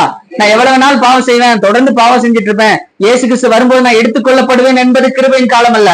செஞ்ச பாவத்துக்கு யாரெல்லாம் மனம் திரும்பி மனம் கசந்து அழுது என்னுடைய பாவத்தை மன்னிச்சிருங்க அப்படின்னு தேவனிடத்தில் மன்னிப்பு கேட்கிறார்களோ, தேவனிடத்தில் ஒப்புரவாகிறார்களோ, அவருடைய பாவம் மன்னிக்கப்பட்டு இப்பவும் உங்களுடைய பாவத்தை மன்னித்து என் தேவன் நம்முடைய இயேசுவானவர் உங்களுடைய பாவத்திற்காக தேவனிடத்தில் பரிந்து பேசி உங்களுடைய பாவத்தை மன்னிப்பதற்கு இது கிருபையின் காலமாக இருக்கிறது. அல்லேலூயா. அல்லேலூயா. அப்ப நமக்கு இருக்கக்கூடிய இந்த வாய்ப்பை தவிர இதை விட ஒரு பெட்டரான வாய்ப்பு நமக்கு பரலோக ராஜ்யத்துக்கு போவதற்கு வேற வாய்ப்பே கிடையாது. அப்ப நம்ம இருக்கக்கூடிய காலத்துல கர்த்தருக்குள்ள வாழ்க்கை வாழணும். ஒருவேளை நாம் தவறுகள் செஞ்சா அன்னைக்கு நீங்க கண்டிப்பா ஜெபத்துல உட்காரும் போது உங்க ஆவியானவர்களுக்குள்ள உண்மையான ஆவியானவர் இருந்தாரா உணர்த்துவார். நீ இன்னைக்கு பேசுனது தப்பு, இன்னைக்கு வேலை ஸ்தலத்துல இந்த ஒரு தவறான வார்த்தையை பேசிட்ட, இந்த இடத்துல கோவப்பட்டு சண்டை போட்டுட்ட, உன் கணவனோட சண்டை போட்ட, மனைவியோடு சண்டை போட்ட, உன் பிள்ளையை அடிச்சுட்ட, நீ செய்யற நீ செஞ்சது தப்புன்னு ஆவியானவர் உணர்த்துவார். அப்படி உணர்த்தும் பொழுது ஆட்டோமேட்டிக்கா என்னடா பிரச்சனை உனக்கு, தலைவர் அங்க போ, அங்க பின்னாடி போ. ஆவியானவர் உணர்த்தும் பொழுது கண்டிப்பாக தேவனிடத்தில் ஒப்புரவாகி ஆண்டவரே என்னை மன்னியும் அப்படின்னு சொல்லிட்டு ஒப்புரவாகும் பொழுது கண்டிப்பாக நம்முடைய பாவங்களை மன்னிப்பார். சோ இது கிருபையின் காலம். இயேசுவோடு ஒப்புரவாகி உங்களை பரிசுத்தமாக பாதுகாத்துக் கொள்ளும். அனுதினமும் ஆண்டவரே இன்னைக்கு உங்க வருகை வந்துச்சுன்னா நான் போகணும், ஆண்டவரே இன்னைக்கு உங்க வருகை வந்துச்சுன்னா என் பிள்ளையோட குடும்பத்தோடு நான் போகணும் அப்படிங்கிற அந்த உணர்வு இருக்கணும். படுக்கும்போது சொல்லணும், ஆண்டவரே இன்னைக்கு நைட்டு உங்க வருகை வந்துச்சுன்னா நான் உங்களுடைய வருகையில உங்க வருகையில உங்களுக்கு முன்பாக நான் இருக்கணும். இந்த பகல் பொழுதுல காலைல எந்திரிக்கும் போது சொல்லணும், இந்த பகல் பொழுதுல எனக்கு வருகை வந்துச்சுன்னா நான் உங்களுடைய வருகையில அந்த வருகையில இருக்கிறவனாக நான் காணப்பட வேண்டும் அப்படிங்கிற அந்த ஒரு உணர்வு, அந்த இயேசு கிறிஸ்துடைய வருகை வரப்போகுது அப்படிங்கிற உணர்வு நம்ம அத்தனை பேருக்குள்ளும் இருக்க வேண்டும். அல்லேலூயா. அப்ப இந்த உலகம் இயேசுடைய 3ஆம் வருகைக்காக ஆயத்தமாயாச்சு. ஆல்ரெடி அதற்கான எல்லா ஆயத்தங்களும் நடந்து கொண்டிருக்கு. அப்போ இயேசுடைய 2ஆம் வருகை ரொம்ப ரொம்ப ரொம்ப சமீபம். கிட்டத்தட்ட 2000 வருஷமா சொல்லிட்டு இருக்காங்க இயேசுடைய வருகை வருகை வருகை அப்படின்னு. ஆனால் வேதம் சொல்லுகிறது, இதோ நான் வாசப்படியில் நின்று கதவை தட்டுகிறேன். எங்க நிக்கிறாரு? வாசப்படியில் நின்று. நம்ம இதுவெல்லாம் சொல்லிருக்கலாம், அங்க இயேசு வரப்போகிறார். ஆனா இப்ப நடக்கக்கூடிய அத்தனை சூழ்நிலைகளும் அத்தனை நடக்கக்கூடிய அத்தனை நம்ம சுற்றிக்கூடிய எல்லா கால நிலைகளும் சொல்லுகிறது இயேசுடைய வருகை ரொம்ப ரொம்ப ரொம்ப ரொம்ப சமீபமாக இருக்கிறது. அல்லேலூயா.